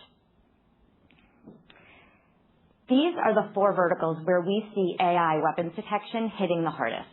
So the first is schools or K-12, where approximately 35% of our business takes place in any given quarter. School leaders are under pressure to get students in the door quickly, sometimes in the door 15 minutes, without creating those long lines or soft targets you heard John talk about, or enabling a prison-like or airport-like experience for students and staff. Depending on the district, we will work with school resource officers, campus security or law enforcement, ultimately superintendents and school boards, all of whom are trying to create welcoming environments while keeping weapons out. And you'll hear Joe Lamond, our VP of Education, talk more about this in detail after the break. The second vertical, healthcare, hospital settings, approximately 15% of our business, is where the majority of workplace violence is taking place. We see demand coming from nurses and nursing unions, workers within the hospital system who are asking for safer environments to do their job. Hospitals cannot create a scenario adding security where it could prevent a barrier to care or delay treatment. And in the case of sports and entertainment, about 15% of our business, Oftentimes, this is where customers first see Evolv deployed at their favorite ball game or at a theme park. These customers are looking to get fans from the street to their seat in as quickly as possible so that they can get their concessions, not miss the first pitch, settle in, and enjoy the experience that they paid for. Oftentimes, these customers that we work with are deemed leaders in the security industry, running some of the most robust safety operations around. And the fourth vertical you see there, which we see as an emerging market, is industrial workplaces and corporate office spaces, where the threat of violence is coming from the inside as well as the outside. So why do customers choose Evolv when they're considering weapons detection over other solutions or legacy screening? Well, at our core, Evolv is solving a very hard and very specific problem that you heard John and Oves and Sean talk about. Our customers need to balance three things. They need to balance high confidence weapons detection, throughput, getting people in quickly, and experience, so we don't feel like we're going through that airport or courthouse. We hear from our customers the importance of that high confidence detection. Our customers, many of whom are former law enforcement or military professionals, do not take our word for it. They want to test these systems, try them, attempt to defeat them. And we very much understand the importance of that due diligence in the process, which is why we enable as many demos and pilots and opportunities for them to experience Evolv as possible. And once they've pressure tested our weapons detection, and they're able to see that they can add extra layers of security without slowing people down, we then hear about the importance of how our technology is designed to reduce human error. Oftentimes, those manning security systems are doing so under pressure to get people in the door as quickly as possible. Guard fatigue is real. The ability to be socially engineered is real. Oh, it's my watch, or my belt buckle goes off every time, or you know me, I'm here for the show every Friday night. Our localized threat detection, that red box you've seen and heard about, tells people where to look, who to search. And in the case of Expedite, the system does the work for you. There is no need for a trained human operator. The third buying pillar we hear about is how our systems are portable, durable, and reliable. As you heard Oves talk about, our systems are designed to perform reliably across many different environments. That includes the elements of the outdoors, as well as the complex physics that take place inside a building. The metal surrounding me right here, the metal in the elevator bank, that many technological electronics are in an ER. Our systems are designed to perform reliably across those settings. And last, the power of our connected platform enables customers to operationalize to see what's happening in their building, in their system across entryways, and make staffing decisions, operational decisions in real time so they can use data to improve their operational outcomes. Taken together, this is why we believe over 4.5 billion people worldwide have been screened by Evolv, and we continue to scan over 4 million people each day, which leads me to how we market at scale. Growth happens when sales and marketing move together as one. And from a go-to-market standpoint, we operate a highly targeted, data-driven approach. Our marketing and BDR or inside sales teams work in lockstep with our field sellers to identify priority accounts. We use market intelligence, predictive buying signals, and an ideal customer profile to reach those targets. And from demand to deployment, we have visibility at every stage. It starts with multi-channel demand generation. So that may be the many trade shows we participate in, the demos you heard me talk about, co-marketing with our channel partners, digital marketing, content marketing, where we leverage our network of experts in schools, in hospitals, in sports and entertainment to deliver informational content to our buyers. All of this drives inbound demand to our website, where leads are captured and responded to quickly, as well as enables effective outbound prospecting campaigns. All of this is tracked through our marketing funnel, from lead to nurture to meeting to order. And that is what makes our model so strong. We have built a fully closed-looped marketing engine that gives us visibility from the moment a lead enters our system through to order. And to that point, data drives our marketing decisions. We layer on ROI tracking across every major marketing motion so that we can track performance across channels, scaling the tactics that drive quality pipeline over quantity and directly impact revenue, and pulling back on those that don't. One quick example of how this works in practice is our fleet of demo trucks. You may have seen one outside this building. If you haven't, I encourage you to go take a look during lunch and experience Evolv for yourself. So we run a fleet of demo trucks. This is a cost-effective way for us to bring our brand and our systems across the country to enable as many demos as possible. We may have a field seller partner with one of our BDRs, our inside sales reps, and a channel partner, identify a group of priority accounts in a specific geography, plan, promote, host an event there, bring our demo truck, bring in an outside expert on a timely topic. We are then able to track the leads, the opportunities, and ultimately the impact on revenue directly from that event. That is an example of the power of that closed-looped marketing engine I talked about. Let me bring this all to life with a real-world example. Spartanburg School District 5 in South Carolina was an early school customer of Evolv. They initially deployed in 2022, ultimately scaling across all 14 schools in the district, upgrading to Gen 2, renewing, and most recently adding Expedite to their fleet. That is an example of that renewal and expand motion you see at the bottom of the slides here. The district decided to survey their students and staff about how they felt about having weapons detection in their school.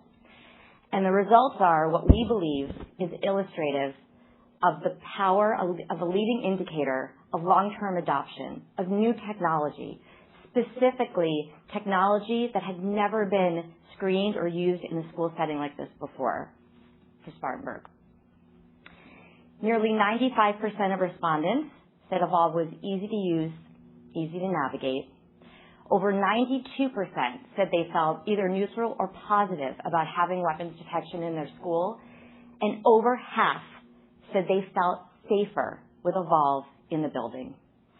Similarly, the operational data showed smooth throughput during the peak morning arrival times, which we know is the most complicated time for a school customer. We believe this is illustrative of the power of those 4 buying pillars that I talked about playing out in a real-world outcome, as well as an example of our customer loyalty arc. That is advocacy, expansion, and renewal. The exact customer journey that we are working to scale across our customer base. And I think it's always best to hear directly from our customers. So with that, Spartanburg School District 5. When parents drop their kids off every day, what they really want more than anything is for their child to come home safely. Every additional layer of protection that you add can help you in the long run. So security screenings have been conversations we've had for quite a while. So before jumping into the deep end, we said, well, it may be good if we pilot this. And we communicated to parents what we were doing and why we were doing it. We wanted parents to know this is something that we were planning to do. It was preventive. It was a very successful pilot. Our board said, we're in a good financial position now, so let's roll it out now. It may be a price, but you can't put a cost on safety. And the Evolv staff was here. They were here every day along the way to see how it worked and what they needed to do to advise our students. There were some questions initially in the beginning, but those questions have gone away. I had one parent that he just was not happy with what we're doing, and he had exchanged multiple emails of why this was just not a good idea. But unfortunately, there was a shooting that really impacted the entire community. That next morning, I opened my email, and I had an email from that parent. I'd like to read it. It's very brief. God has a way of setting us straight. I pray he's with the blank school and their families. Thank you for the inconvenience of safety, sir. I stand humbled and corrected. I appreciate this parent for sending this email to us. It's been several years since we have probably gotten a concern about it because we've been doing it for about 4 years now. So people are used to it. We're glad to have been a leader in providing. A 10-minute coffee break and continue shortly. Our primary objectives for security is to have a smooth flow, at the same time bringing that safe environment to the school. When we added the screening, that's just that extra layer. And so we wanted to evaluate the systems, and Evolv was great to bring a pilot system out. Walking through weapons on different places just to see how it operated was very low on false alerts. My main role is I stand at the tablet for Express, and I monitor when alerts go off for Express and send them over. The tablet, it gives me a picture of who went off, so then I grab their attention, typically by what they're wearing.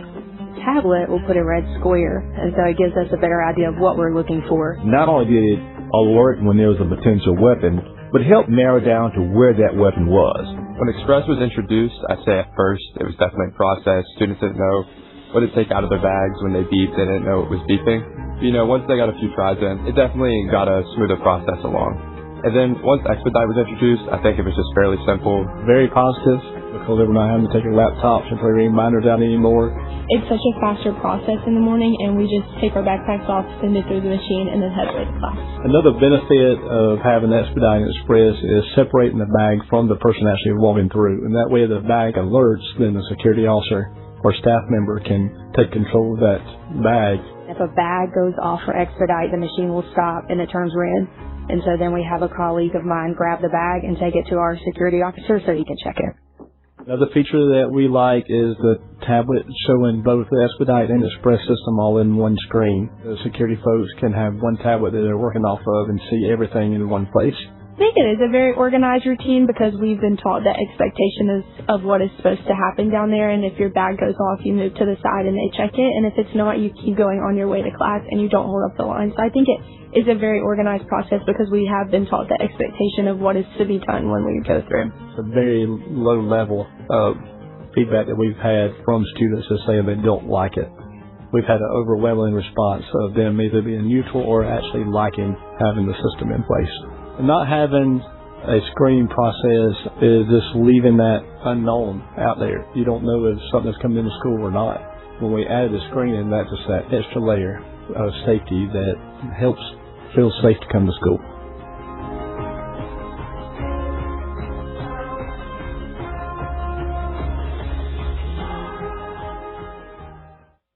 Please welcome Jill Lamond, Vice President, Education. Hi, good morning. I'm excited to be here with all of you today. I'm really proud to lead our schools vertical. I have two other individuals on my team that I couldn't do this work without that I want to mention. I did have the opportunity to meet some of you about 3 years ago at Fenway Park, and you got to hear my story, sort of my origin story of how I came to Evolv. But for those of you who are not aware, I was an assistant superintendent in a school district in Southeast Michigan, and in 2021, we experienced the worst. We had 4 of our students taken from us with a gun incident on campus and 7 others who were injured. I was an assistant superintendent at that time and took over safety and security post-incident and really met some of the individuals in this room during the worst period in my life. I'm a little ashamed to say I was not my nicest self when I met them, and I'll explain to you why. That is because our first gunshots were at 12:51 p.m. It could not have been 3 o'clock while we were still in active threat lockdown with the fear of a second potential shooter. And I was starting to receive vendor messages as a school employee. I had equal parts messages coming in from my family. Honey, are you okay? Are you safe? Where are you at? And then I would get an email. Hey, we heard you've had loss of life on your campus. If only you'd had our blank, this might not have happened. And that tone-deaf, inhumane attitude stuck with me. Fortunately, when I met Evolv, it was a very different experience. I was on a Zoom call at the time, think back to the COVID days. I had my arms crossed, I remember distinctly, and I had been told that I needed to talk to these people because they had something I needed. Well, I had already been through that probably about 20 times at that point of pitches of all these other products that somebody knew I needed. And those people had a really insulting attitude. They didn't honor the work that I had already done, that my colleagues had already done with regards to safety and security, and just assumed that we were a blank slate who had never had discussions about this before. In complete opposition to that, when the Evolv team came on the camera, I actually did not know what they sold for a long time. Instead of pitching me products and talking to me about solutions, they started asking me real questions. How are you, human being? Did you know any of the students? Were you impacted? Are you safe? How's your family? And then the next point being, we have a broad security network of experts across the country. What can we do for you? How can we help you? I didn't even know what the thing was at the time, and now we have more than one thing, right? What the thing was that they could give me.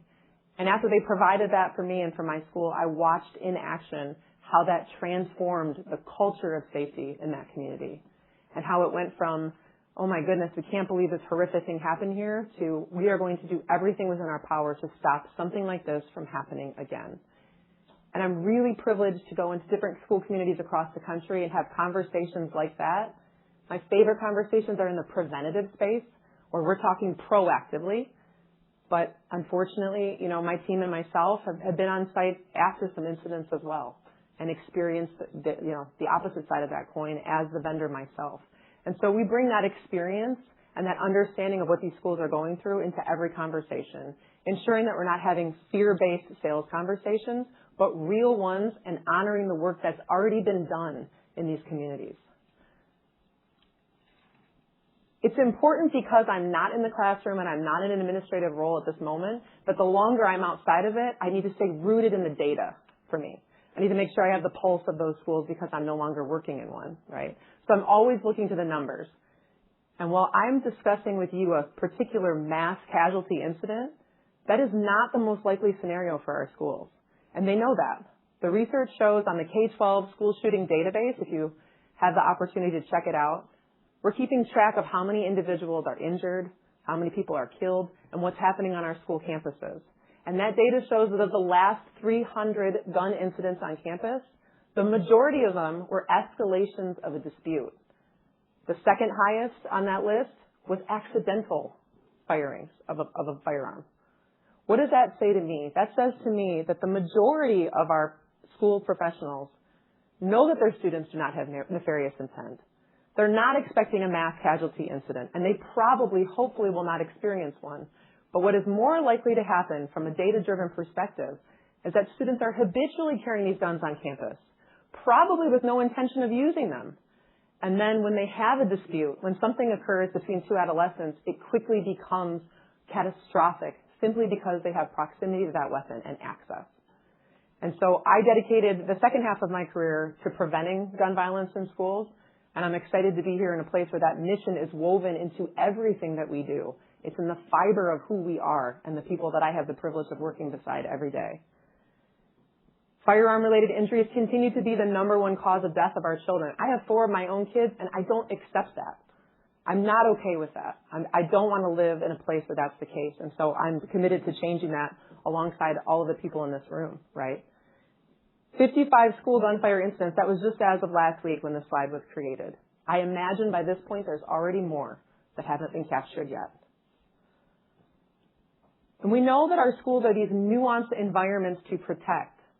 You heard a lot about that this morning. I don't want to be duplicative, but I do want to paint a picture for you. We heard about that line outside of John's daughter's school, right? And I've been in many of these schools, and I've seen those lines. I've seen what can happen when you use legacy screening techniques and students start to build up as outside of the building.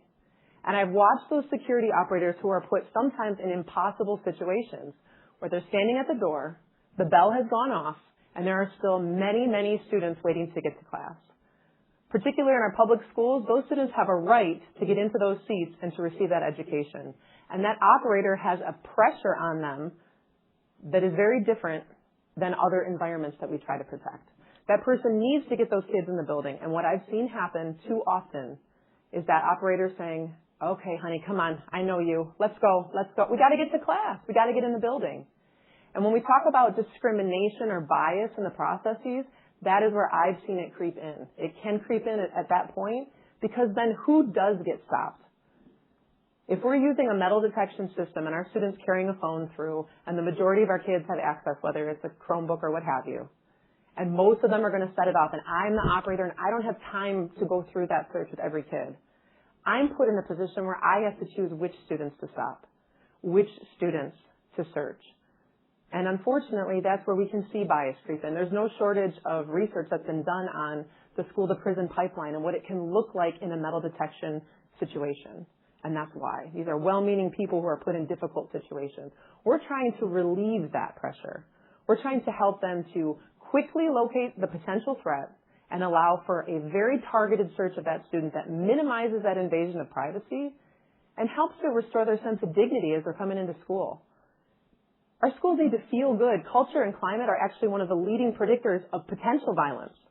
So it needs to feel good at school. We want it to feel good at school. And I don't want us to forget that in most of these cases, we're talking about children, screening children. And so I see my job and the role of my staff. We're looking at this through the lens of, is this good for kids, the screening process, this new technology as we're doing R&D? And is it good for teaching and learning? We have to get to the business of school once we get inside. So we don't want there to be fear and anxiety as people are coming in the buildings every day. We don't want them to lose their dignity and to have every single item emptied from their bag every single day. That does not feel good. We know that as adults, but particularly for children. We've seen a lot of different districts, Alex talked about it, where they have the it can't happen here mentality until it does. Many cases that's finding a weapon, whether a student through word of mouth, talks about, I saw Johnny had a gun today, etc. Or God forbid something actually happens, there's an event on campus and there's loss of life or injury. We meet customers a lot of times that way. But what we're hearing from our customers is this sense of anxiety.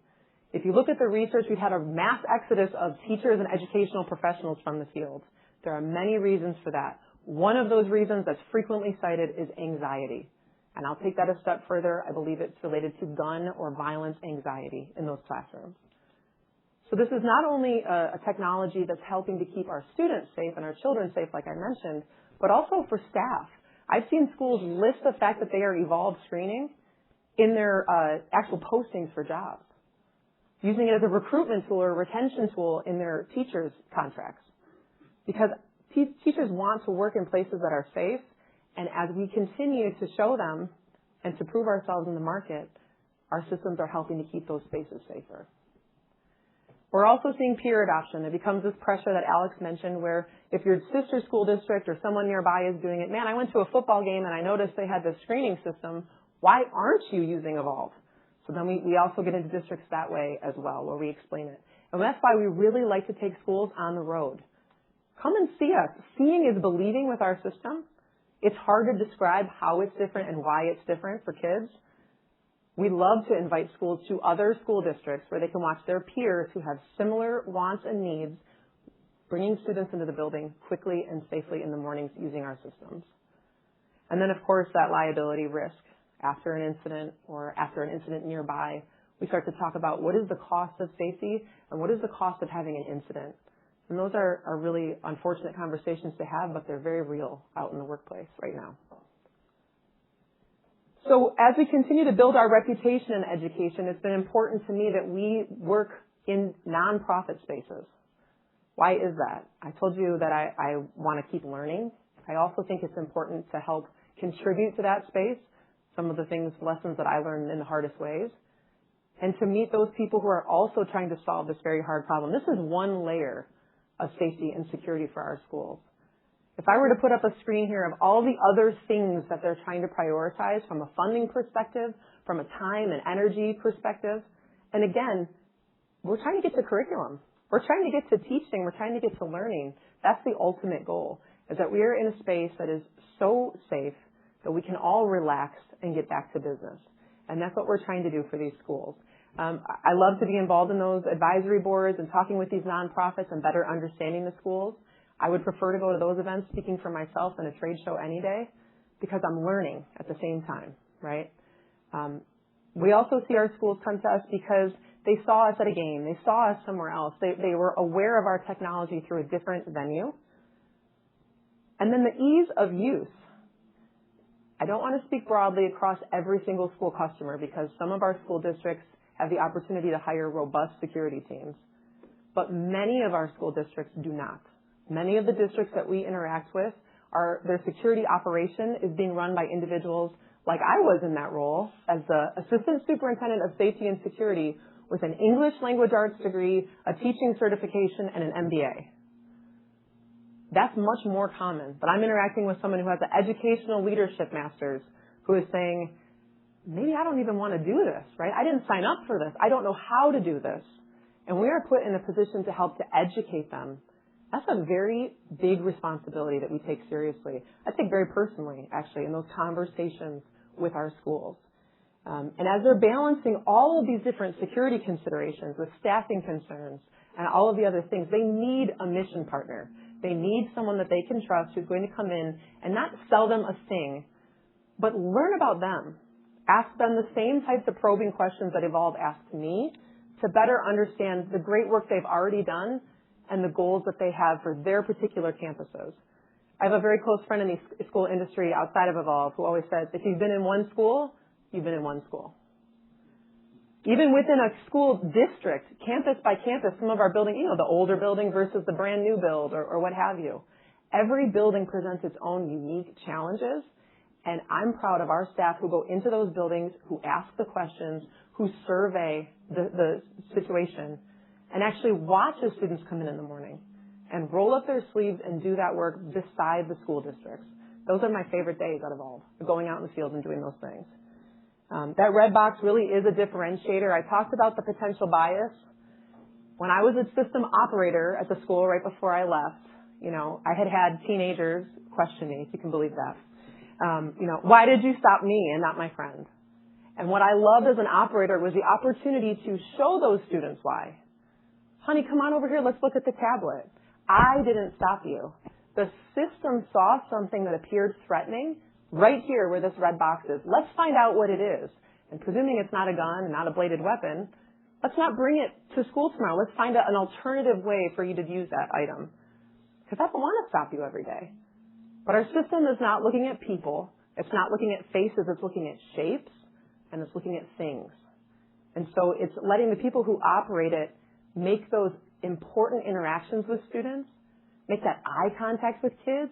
We have an attendance problem across this country. I want kids to know that we're happy they came to school today.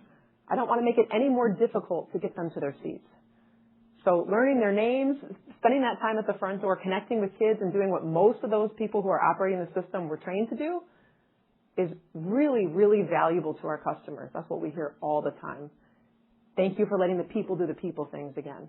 And that's important. That white glove customer service, like I said, we don't just drop a box off at our schools.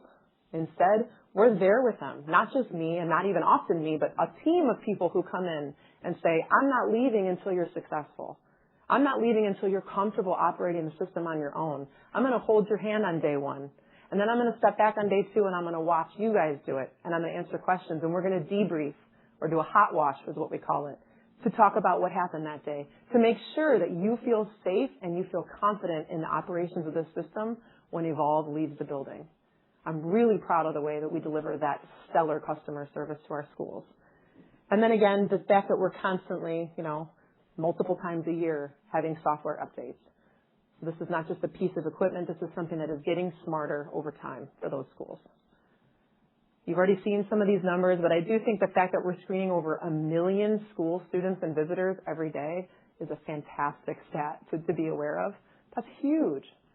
These students are experiencing our system, and instead of seeing it as something that's happening at them or to them, it's something that's happening with them, and it's something that's happening for them. And I think that's a really important mindset shift. There are no better days here at this company than when we're sitting and we get a text message or a phone call that a gun has been stopped at a doorway. That kind of energy will keep me here for as many years as they'll have me, because it is the best feeling to know that we're stopping weapons. And you saw how many we're stopping on a very regular basis. We are in over 20 of the top 100 school districts across the country. That's an important piece of information. But I also want you to know that we're in rural districts. We're in tribal schools. We're in small school districts. We're in big school districts. Violence does not know a particular type of school. And so we have to be ready and able to protect and help all of them. And I love having those conversations, again, whether it's at a trade show or, more importantly, on their campus.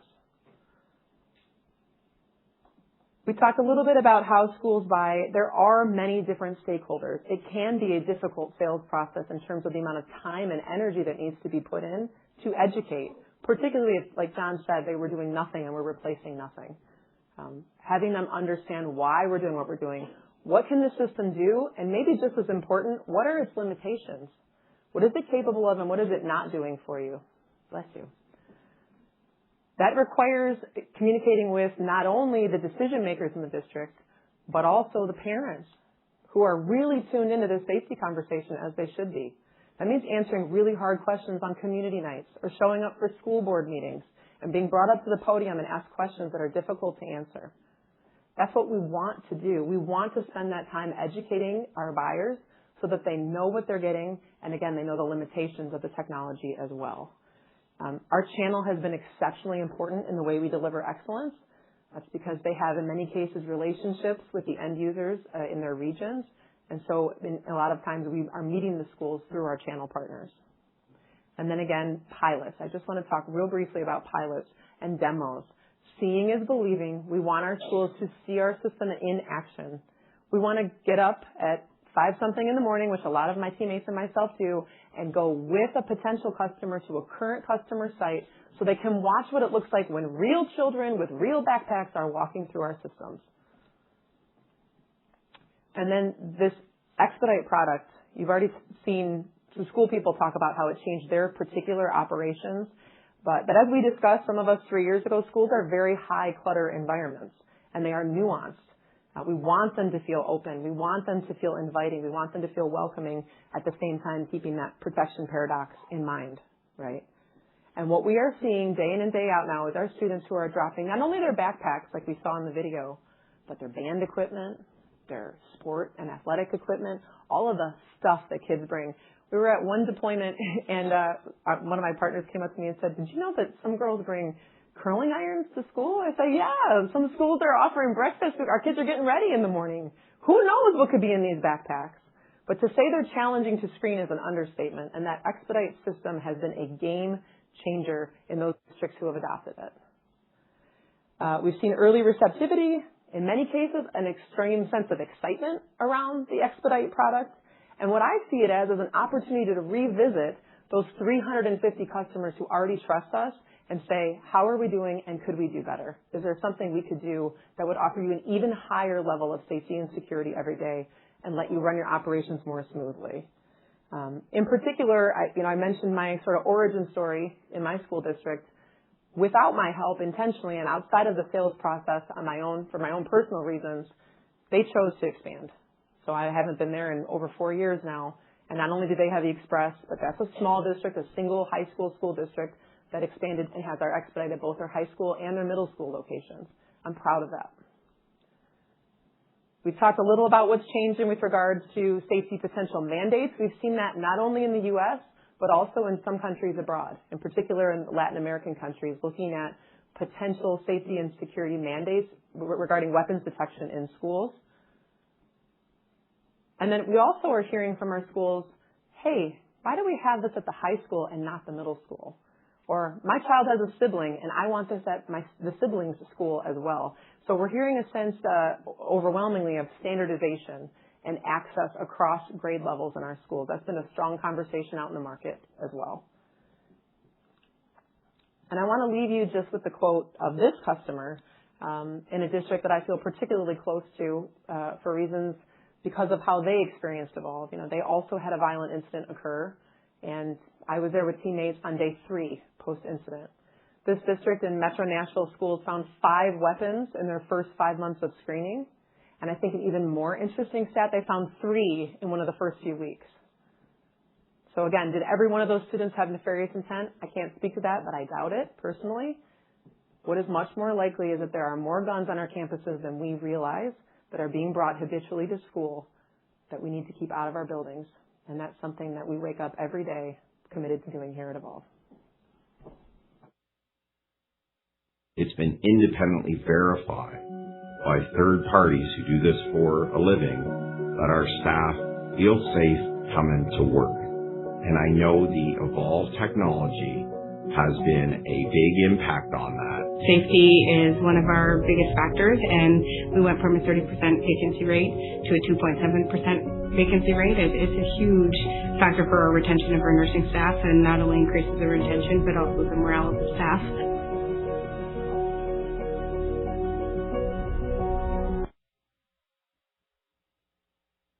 Please welcome Anil Chitkara, Co-founder and Chief Growth Officer, and Regina Lombardo, Chief Security Officer, the Metropolitan Museum of Art. John shared the catalyst that was which was the founding of Evolv, the Boston Marathon bombing. I was there. I was there with my kids. My wife was running it, and she came across, as John mentioned, a good friend was severely injured there, and I went and visited him. About 4 months and 1 day prior to that was the Sandy Hook tragedy. And in the days in between those two events were 51 mass shootings. It became very clear that we needed to do something about that, and that's why we started Evolv and created the mission we're on. We've done a lot of good, but there's much more to do. And as we look forward, I spend my time looking and working on growth initiatives with John and the executive team. What you've heard earlier from Yvette and from Sean on the products we've built and the technology we're developing, and from Robert and from Alex on how we reach our customers, is what we need to do.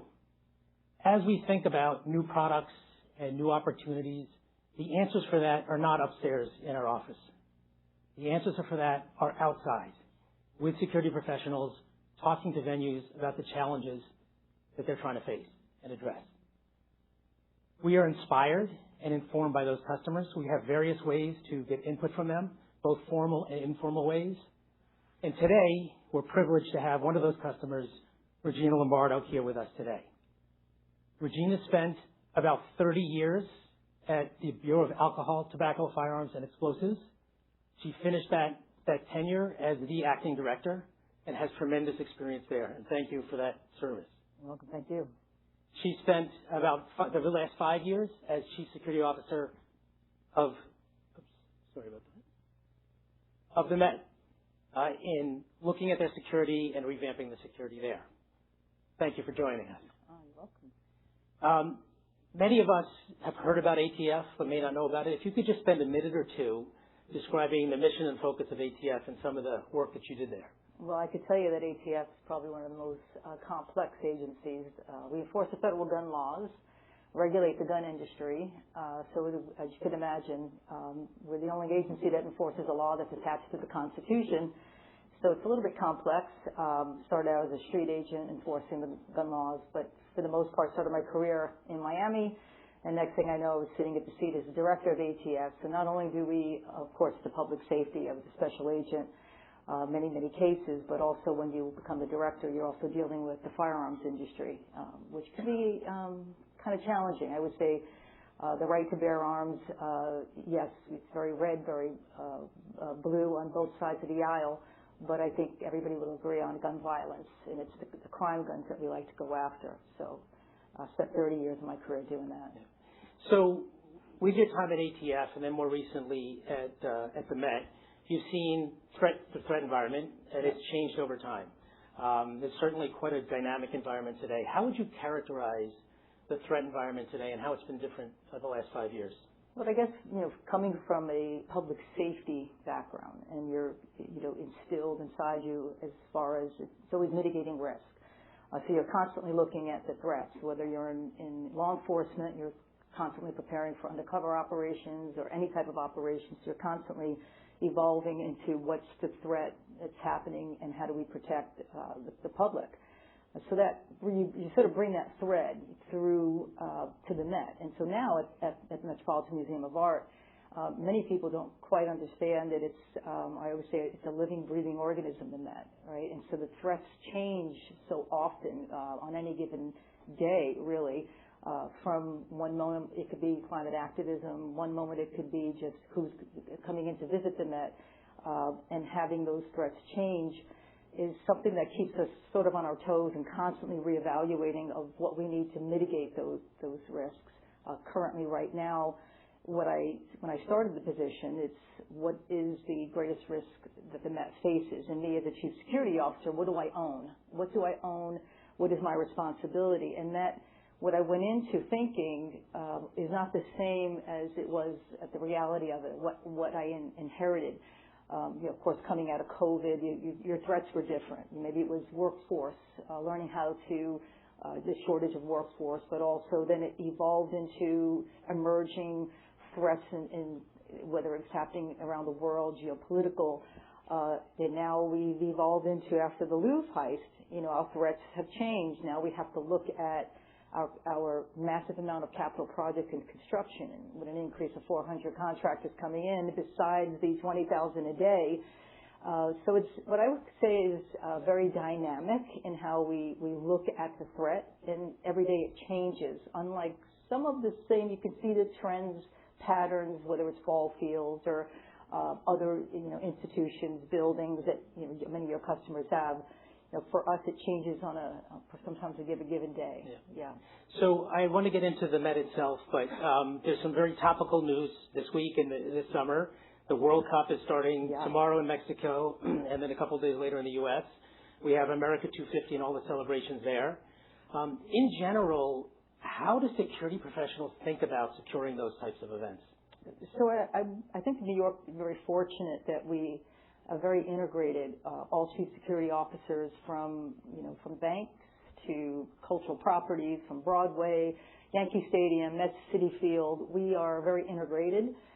And we also are very much in partnership in the preparing of it with the FBI's JTTF and many of the other organizations from DHS. Every state, local, federal, we've already had many massive meetings on how it affects the public, public sector, but also the private sector. With that amount of influx of people from 250 entertainment, what's happening around on 4th of July to the FIFA at the same time, each of the venues have been, meeting on a monthly basis as far as even the increase in people. I always say the threat sort of begins to have ripple effects, right? At the Met, we will have increase in tourism. We will have increase in people. And when there's that amount of momentum happening in the city, it really takes a collaborative effort of all state, local, and federal that has to be integrated. And so we're preparing for that, has many aspects, from the traffic patterns to frozen zones, like yesterday during the Knicks game, right? We have frozen zones that people can't move, the traffic gets bottled up, and that creates an additional threat. It creates an additional threat because you have people that have, intentions, that like to hijack, what I call hijack events. For us, it's the steps to the Met, pretty iconic. For those, watch TV and movies, we do a lot of that there. So it's a very high-profile place as well. So it's not just a museum. And for this, we've each have a piece for FIFA as far as the 250. We're going to, we have snipers on the roof for those for the 4th of July every year. When we have St. Patrick's Day parade, we do the same preparing. We use a lot of our new cameras on the outside, AI integrated into those cameras with operators on the roof as well. Yeah. Good. So let's talk about the Met a little bit. Can you first give us some context? It's a massive museum. It's got lots of people coming in it. It's got a lot of artwork. Could you just give us some context for what it is and then what you're dealing with? I will say it's like a small city. 21 buildings put together, 2.2 million square feet. So there is not just, we say it's like there's a living, breathing organism in the Met. It's like a living soul. So you have people from, all around the world that have nothing in there could ever be replaced, right? So we would have maybe one Van Gogh that's a $998 million for one painting, and there's millions and millions of what do we call collection, right? So figuring out my first responsibility walking in was it's not just a building that you're protecting, like your stadiums, you have buildings, you have people going in and out. And for us, the people's all day in and out, all day. We have 6 different entrances, 3 for the public, 2 for staff. And so trying to find the best, way to access control, but keeping that, what I call, we're not in policing, it's very authoritative, and you have to have control. And buildings like to show that force and control. For us, it's restraint. It's about not having so much visible control. It's allowing for experience, and you're preserving an experience. And that's the biggest difference between a lot of my colleagues who work in different buildings and venues. We're preserving an experience that people come from all over the world. And you have people from school children, like we heard up earlier, lots of tour groups that come in, people that want to be there because they want to pray to a certain object from their country, or family and relatives and generations have been passed down to whether it's cry over the fact that they have this beautiful collection there. So on any given day, it could be chaotic and crazy, and then the next moment it could be a sanctuary where it's very peaceful and very calming.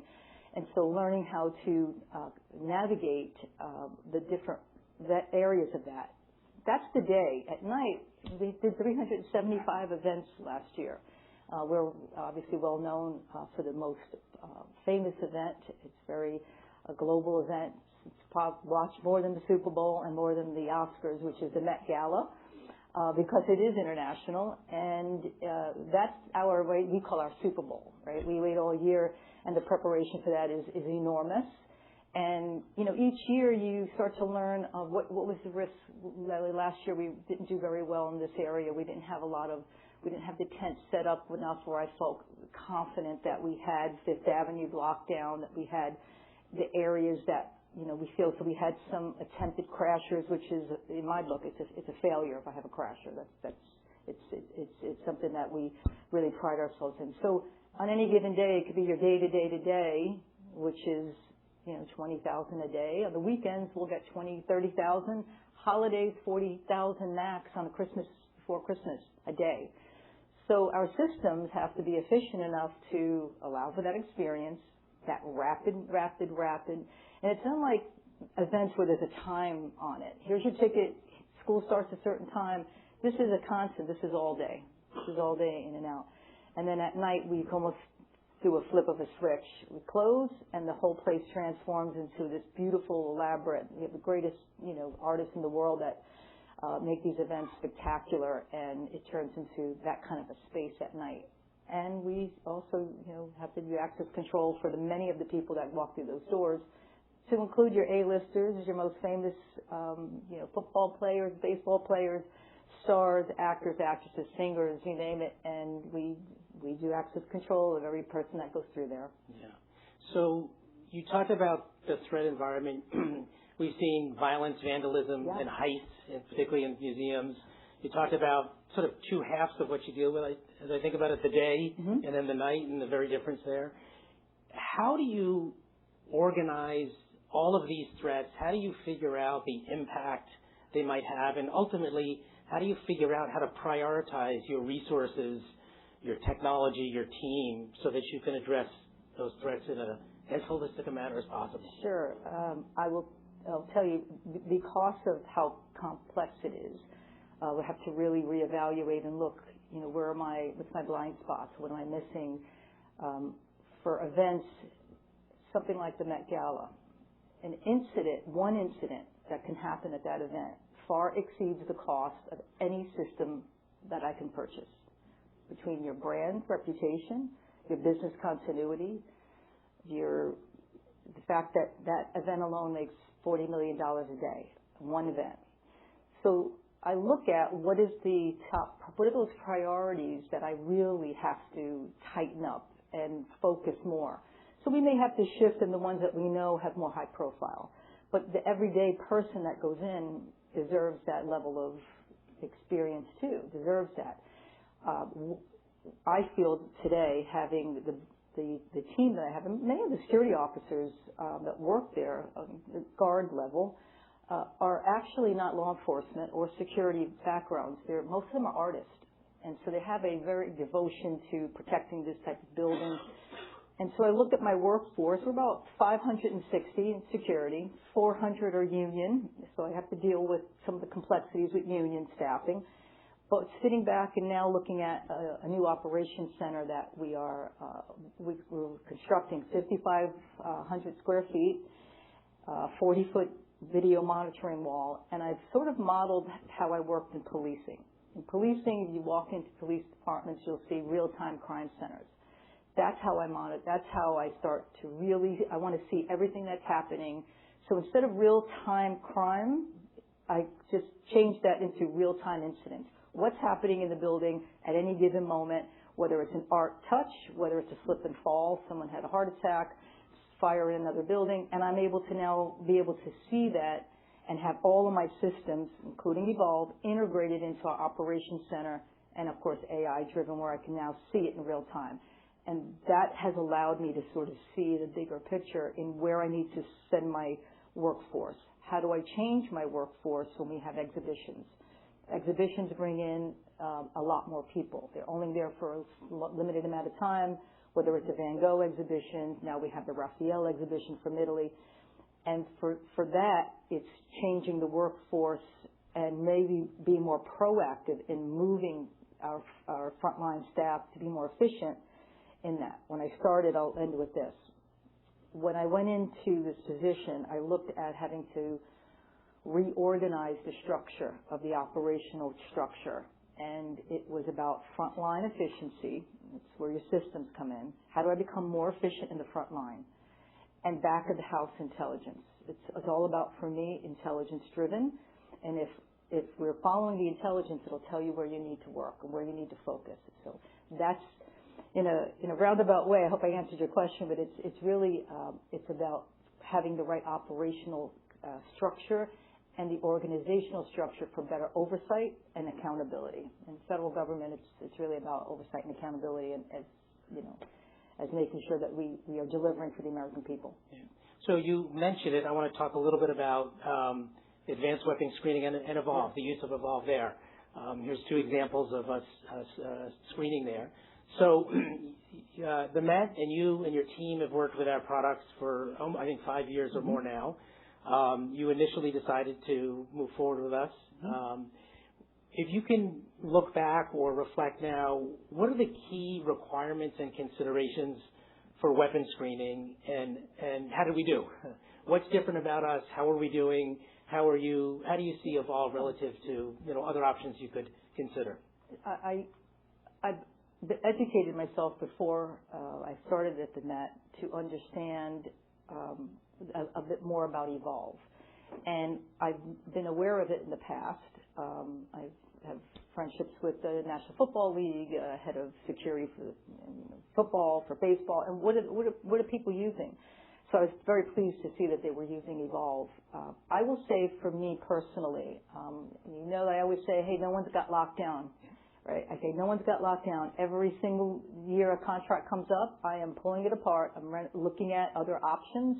I want to make sure I have the best product. But the best product for the Met might not be the best product for someone else. But I always say for what I need, and that's that's being able to listen to the customer. For us, it's what I talked about, that quiet, that more, when you don't see security heavy is when you're doing a good job, especially if it's in cultural properties and giving that experience to people. And so utilizing the system for me was first learning it. When I had some hiccups, I learned very quickly it was because it was user error. It was us. It was us maybe not understanding what we needed to do, and I said we had to do our part. And so I have to say what allows me to stay with customers is customer service, to be honest with you, and the product still works. It's efficient. It does, for me, the difference in others, and I've been to every stadium you could think of every company that's out there. I've met with every CEO of every company that's out there that was trying to sell me different products. But I particularly appreciate the efficiency of people just being able to walk through, but also being very specific on not taking the time to stop and look and wondering where this alarm went off, where could it be, and being a little bit more efficient and efficient in where the red box shows up. And then it became teaching the staff a bit more, educating them on calibration and the testing every day.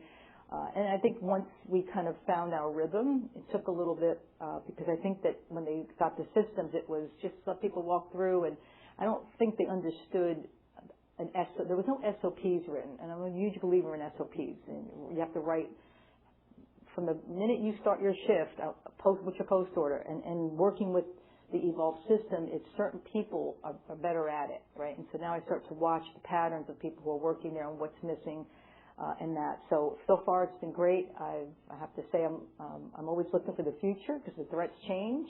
Things I need, my mind's going a mile a minute, sitting here listening because there's so many things I want to chat with you about on some new things that we're doing at the Met that I would love to partner and try to figure out how to do it better. Yeah.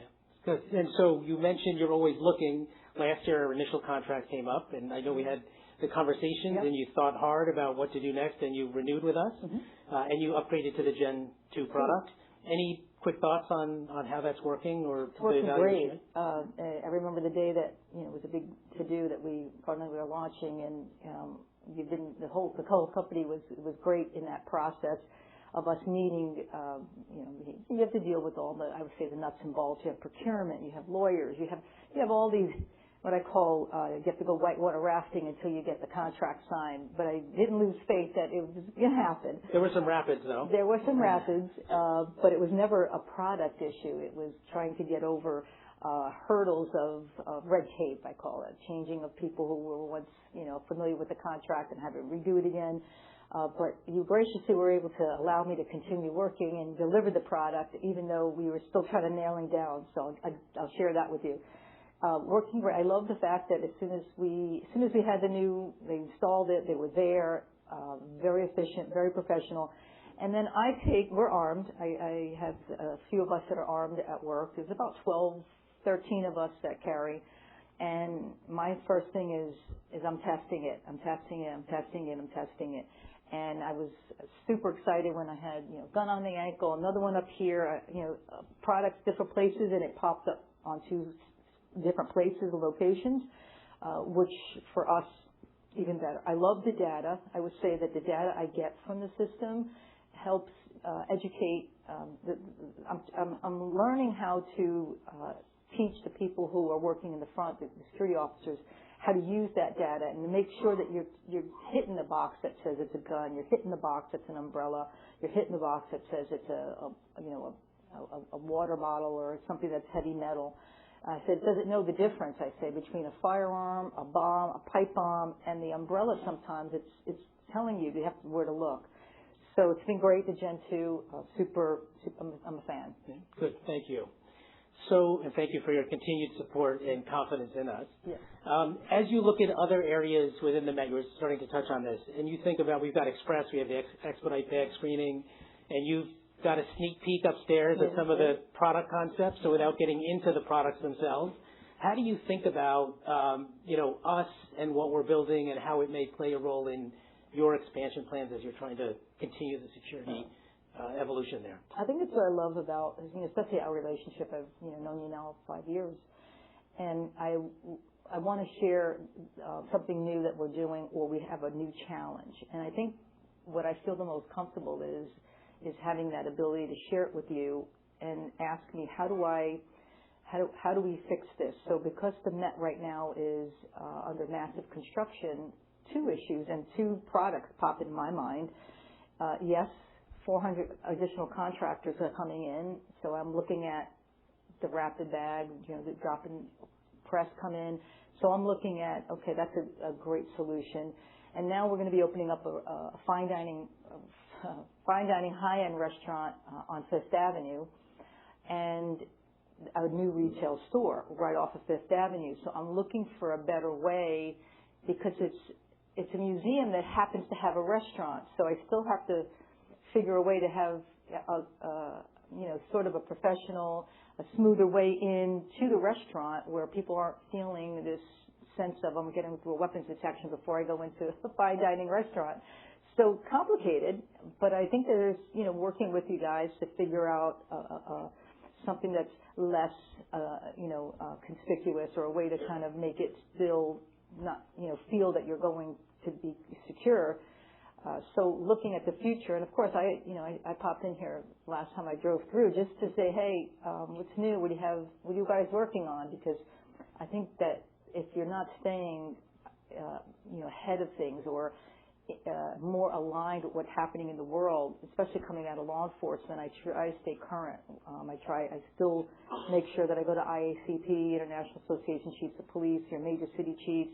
I'm on many boards, the National Center for Policing. And many of the things that I learned there, I try to bring here and say, hey, this is a new weapon, ghost guns. I say as the head of the organization, I was, constantly being challenged with, how come we don't enforce the ghost guns with ATF? Well, it was lots of complications to that because it technically had to meet the definition of a firearm and all sorts of things. So I have the background to share with you to say, there's so many different pieces within that will still be able to go off. So that's something new that we're looking at too. How do I figure out that piece that maybe, I think that we may have a little piece that I want to fix. So new things, I'd love to come and chat with you about these things and have your research, and I call you brainiacs, your research and developers figure things out for me. Yeah, good. So one final brief question as we close. You get a lot of people looking at our technology, looking at our company. I'm sure they're asking you, tell me about Evolv, tell me about their products. What are the snapshot descriptions, or what do you convey to them? Well, I would tell them, I always say to anybody who tries to get my business, I get calls every day, is to listen to the customer, to listen to, what everyone feels special. Everyone knows that their industry, their building, their school, museum is unique. And to listen to that, when I tell customers, I tell people that I've gone and say, Evolv, the people at Evolv, the leadership, I could sit and have conversations for hours with them and share what you need and be able to actually work through those challenges as opposed to them telling me what I need. There's a big difference for me.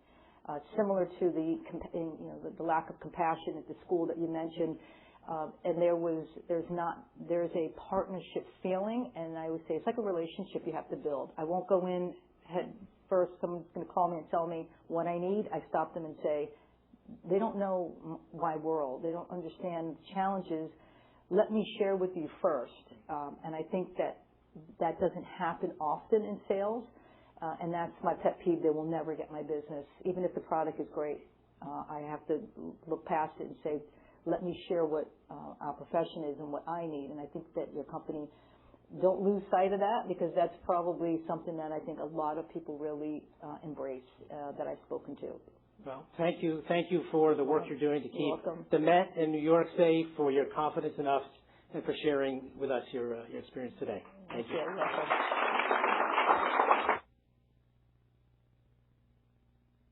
Anytime you bring a new technology into a facility like ours, you're concerned about, is it going to work as we had demoed it? It was really the technology base and access and speed of the equipment and the customer experience that drove our decision.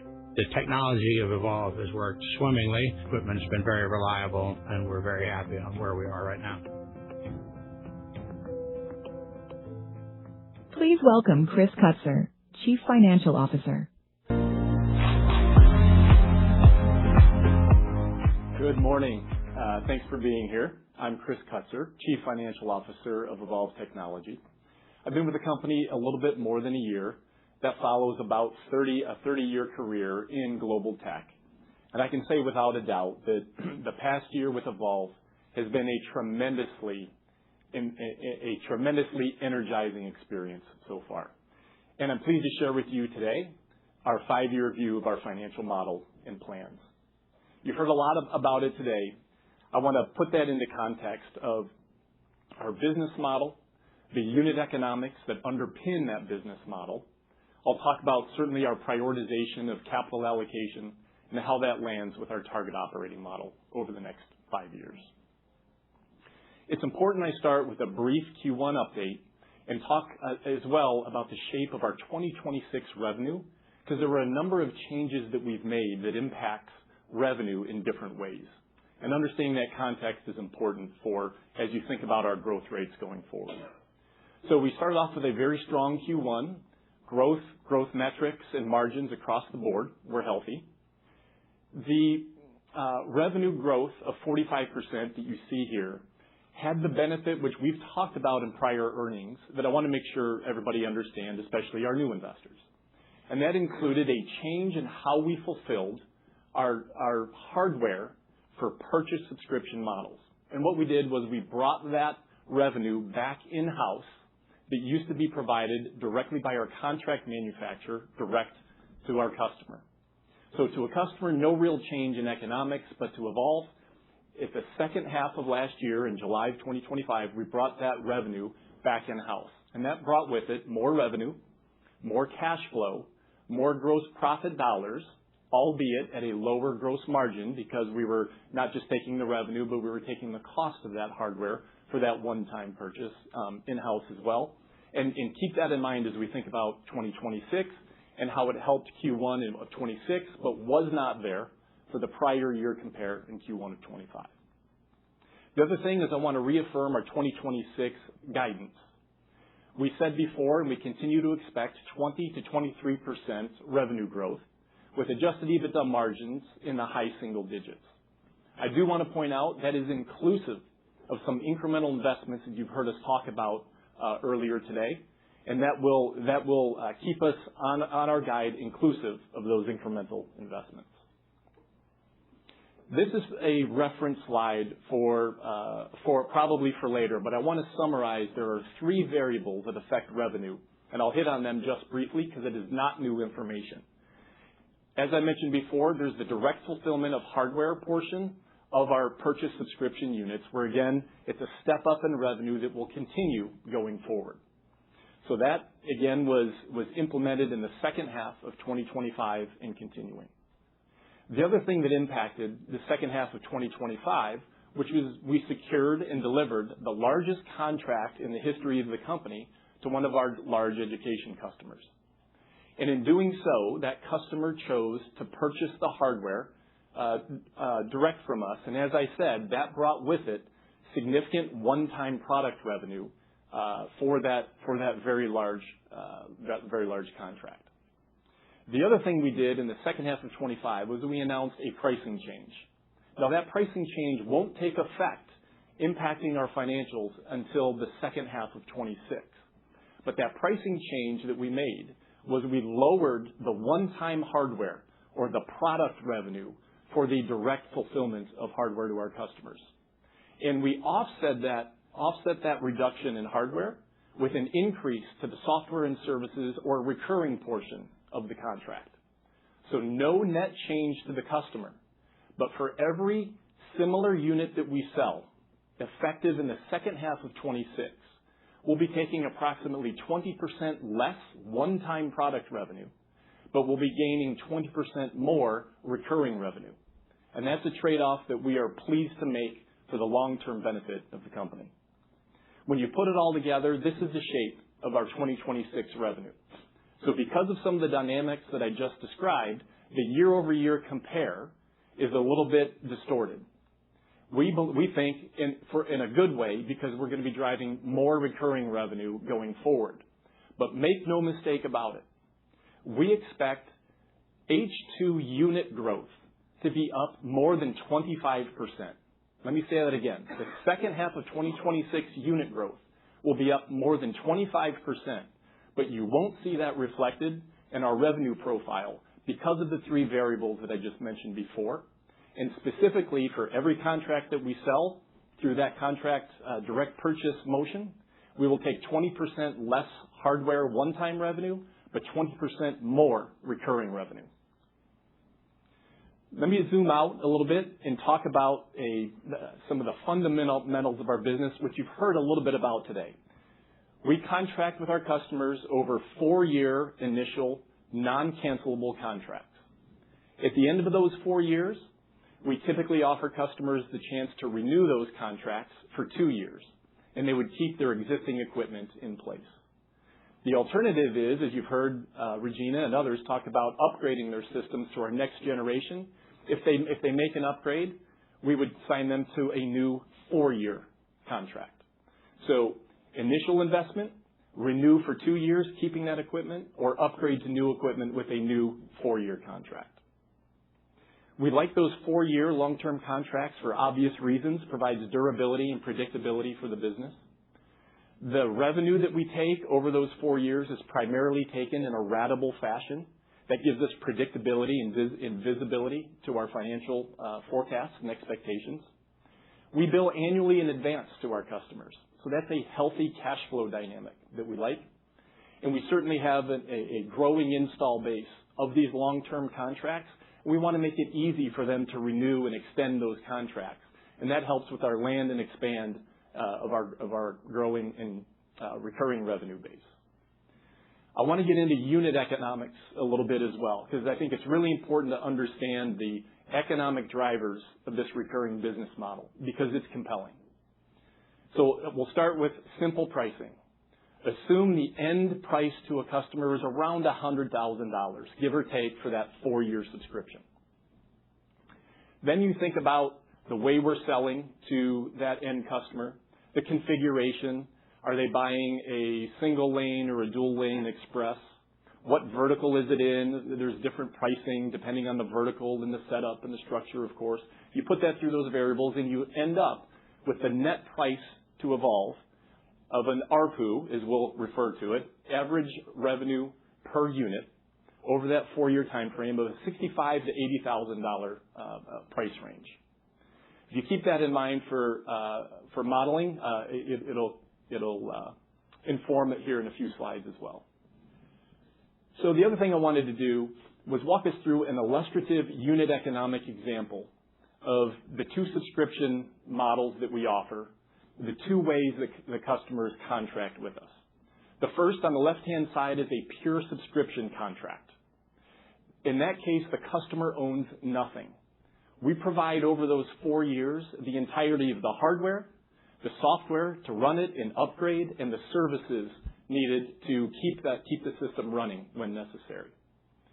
The right side is our purchase plus subscription model, where the customer prefers to buy the hardware and own it for lots of reasons, but that also comes with a 4-year subscription of software and services attached to that hardware. And if you think of the long-term economics of these two models, they're very similar. They do differ by the shape and the timing. And if you look at the bottom left-hand side of pure subscription, you can see the revenue recognition there is ratable. It's simply the 4-year ARPU divided by 4, and that's your revenue spread evenly over that 4-year cycle.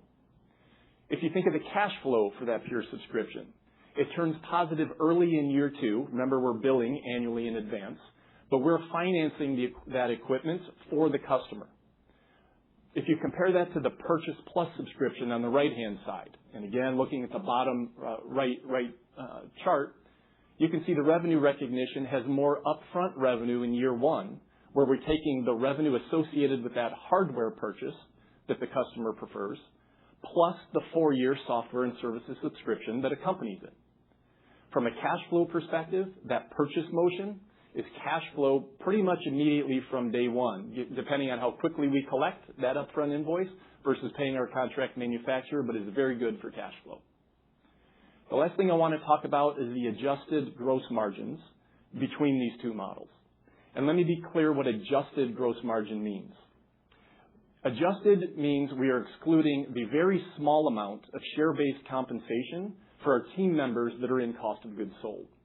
But it does include and is fully burdened with depreciation and software amortization and every other cost to deliver that unit to our customers. And in those adjusted gross margins, you can see from a pure subscription, it's more than 70% over each of those 4 years. And if the customer renews for 2 years, like many of ours do, it would be 70% continuing. If you compare that to the purchase plus subscription, the adjusted gross margins start out lower at around 40%. And the reason for that is because we take the entirety of the cost of that unit in year 1, in addition to the software and services cost that continue. So what that means, each year that goes by for a purchase plus subscription model, the right-hand side, the gross margin cumulatively improves because all that's left to deliver in years 2, 3, 4, all the way through 7, because we have a 7-year useful life on these units, that gross margin is near 80+% for that software and services margin on the remainder of that useful life. All of that leads to a very attractive and healthy view of our remaining performance obligation. John touched on it earlier. and it's a really important concept. Remaining performance obligation is the value of future contracted revenue that we have simply left to deliver, but it's under contract. At the end of Q1 2026, the value of our RPO is $299 million. That's almost 170% of the full year revenue outlook we have for this year.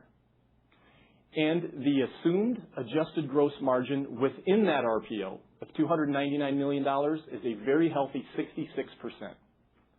So said differently, if we don't sell another unit and just let this RPO flow through over time, we're going to get $299 million in revenue and approximately 66% adjusted gross margin from that remaining contracted revenue. Now, one other point that's important. We began shipping the second generation of our Express units in Q4 of 2024. When we started doing that, it came with a benefit of about a 40% lower cost of goods sold profile compared to its predecessor, Gen 1. So for every new contract we have today, and we deploy new units, those are Gen 2 units with a 40% improvement in cost of goods sold, which means this RPO, every day that goes forward, we're putting in a new Gen 2 and replacing an older Gen 1 with a much higher cost profile. I think that's really encouraging as we think ahead as this is going to continue to grow, and we expect remaining performance obligation to accelerate in growth from here. One of the key reasons it's going to accelerate in growth from here is some of those pricing and fulfillment changes that I just mentioned a few minutes ago, where we're trading some one-time product revenue for more recurring revenue that's going to compound more and more over time. All right. Last modeling slide for now, I think. So I also wanted to make sure, because we get this question a lot, how do I model a full year revenue? What are the puts and takes? And these are the basics. Again, it's a leave behind slide. It'll be available for everybody afterwards. But key assumptions you need to make to model a year. How many new units are we going to deploy? What's the mix of them between the two contract vehicles and ways we fulfill, and at what ARPU? If you use the assumptions there at the top, I've built a model here to share that happens to land about in the middle of our outlook guidance. Now, there are many models that can get you there, and I have no intention of updating this slide with guidance in the future, just to be clear. This is one of many ways to get to the same answer, but I think it should help you understand some of the drivers of the business. So when we entered the year, January 1st of 2026, we brought in recurring revenue, our ARR balance of $120.5 million. We're going to capture that revenue on day one, if we don't sell another unit the rest of the year. So start there with your ARR balance at the beginning of the year. Then, of course, you need to add, well, how many new units am I going to deploy? And for pure subscription, let's assume it's 45% of the volume. That new subscription revenue is that 4-year ARPU of $70,000 we're assuming here, divided by 4. It's that simple. But then you have to say, well, I'm going to sell some in the first half of the year, and I'm going to sell some in the second half of the year, because the revenue is recognized monthly over that year. So a proxy to use is 6 months, because you're going to sell some in the first half, some in the second half, so use 6 months as a proxy. Likewise, let's think about the new product revenue that we're going to get from the purchase plus subscription model I described a few minutes ago. You have to take the one-time revenue that's associated with the customer buying that hardware from the beginning. And when you do that, you'll want to take, today it's about 38% that's attributed to that product one-time revenue out of the entire ARPU. So that'll get you to the $35 million there in the middle of the page for that hardware one-time product revenue for those types of contracts. Then you layer on, again, the software and services associated with those units, and that'll give you the service revenue accompanying that part of the contract fulfillment. Lastly, we've got other revenue. Other revenue are things like accessories, things like short-term rentals, and it includes any churn you might be expecting to that ARR from the beginning of the year, or changing in the price of renewals when customers do that. It's a small number, but important. And you add that all up, and you happen to land in the middle of our guidance range. So I hope this is useful for those in the room and the new investors that are trying to figure out how to put this all together. As I mentioned, our recurring revenue, our install base, our customers for life, you've heard us talk about that throughout the day. That is really important. So customer retention, we think the most important way to measure is two metrics, net unit retention and net revenue retention. The definition is here, but simply put, we look at our cohort of customers in a year ago period, we take those same customers in today's period, and we compare the units and we compare the revenue that that same cohort of customers is providing. And we're pleased to share that as of today, I think John mentioned it early as well, that's more than 100% retention across units and revenue. Now, it is important to note we're very early in the renewal cycle. We really just started shipping in volume about 4 years ago. So we're in the hundreds of units of data sample. So we will have more to say with more description later in the year as that sample size grows, because we're getting more and more each quarter that are coming up for renewal. However, we are pleased with what we're seeing so far. One other interesting way to look at our install base and serving our customers is the expansion part of our land and expand strategy and execution. And we've got about 1,300 customers in our install base. Of those 1,300 customers, about 32% of them have expanded with us over time. And if you look at the bottom left-hand chart, you can see they've expanded with us across all of our verticals in a healthy and diversified way. That's a good signal to us that we are pleasing our customers in various ways in all of our verticals. Maybe one other part that is really compelling, I think, is the top right box. And what that tells us is of the 32% of those 1,300 customers who have expanded their initial investment with us, about a third of them have expanded 3 times or more. Again, that's a really strong signal, we believe, that tells us customers are choosing to invest at the beginning of the relationship, but they're continuing to expand on that investment with more units in more doorways and in more ways as we've served them over their life cycle. So putting the growth you've heard us talk about and the investments we're going to make into perspective is certainly important. So we wanted to share our capital allocation framework with you today. As you might expect, after hearing all of my predecessors speak, we are investing in organic growth as a primary focus. And that organic growth will include both selling and marketing investment, as well as R&D investment to help protect the moat that we already have and expand it further and expand our product offerings. We intend to do so with a disciplined balance sheet. And that means when we talk about the target operating model between now and 2031, we expect to need no further debt capacity than what the company has access to today. We will keep an eye open, as John mentioned, to accretive and opportunistic M&A. Of course, if that opportunity presents itself, it may have its own debt or equity financing requirements, but that will stand on its own merits and business case on its own. The target model that we've been talking about throughout today is an organic plan that, again, does not require any additional debt capacity beyond what we have. And finally, we certainly intend to manage shareholder dilution thoughtfully and responsibly. So what does this mean? I want to put that target operating model into a little bit more perspective with some details. The investments that you've been hearing us talk about in selling and marketing and R&D is an incremental $20 million over the next 2 years. We expect that incremental investment of $20 million to grow beyond that as the business continues to grow and scale from there. We expect that that incremental investment will yield for us an incremental $250 million in revenue over that 5-year period than we otherwise would have earned without that investment. Certainly, we expect a return on that investment, and any investment we make is subject to gauging more or less over time. The result, which you've heard about, is a 5-year revenue growth CAGR of approximately 25%. Now, approximately means just that. It could be a couple points below in some years. It could be a couple points above in some years. But by 2031, we're expecting approximately 25%. We also expect, certainly it'll vary year by year, but ramp over the long term with higher revenue, all else being equal, in the later years as our ARR model compounds more over time.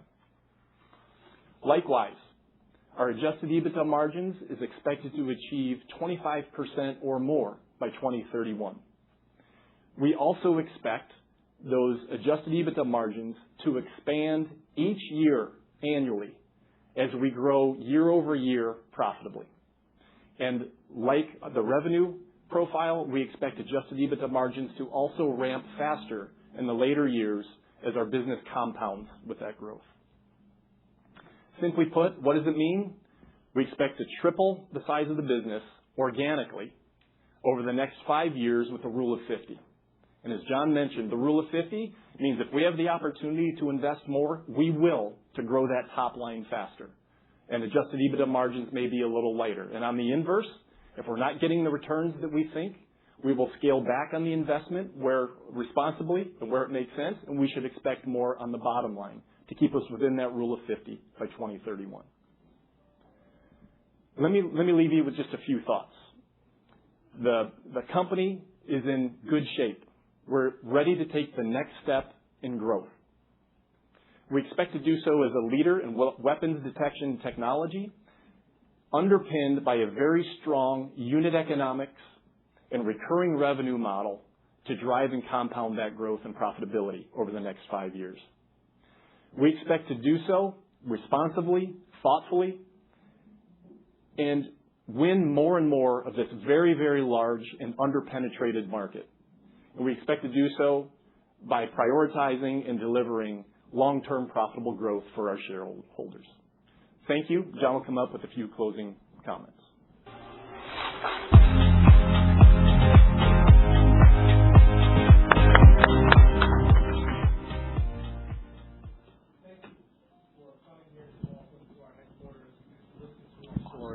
And our outlook for the future. I'm going to keep it brief with a few comments. You heard today how we created this category. We created the category and the total available market that came with that category. The opportunity in front is still largely greenfield. It's there for us to go get. You heard from Oves and Sean how differentiating concealed weapons at the pace of life with all your possessions on you or in your bag is hard. It's an immensely difficult challenge. We've been at it for 13 years with multiple iterations of product to try to make that experience as good as possible, and we're going to continue to do that, continue to build that moat, because hard problems, they create durable companies. We're convicted in our strategy. We believe in this TAM. We believe in the difference that we can make in the world, and we're going to put the gas pedal down on investments in a responsible way, as hopefully this management team has gained credibility with you that we can do. That means increasing our sales and marketing investment to get better coverage and get that story and our mission to as many customers around the world as we can.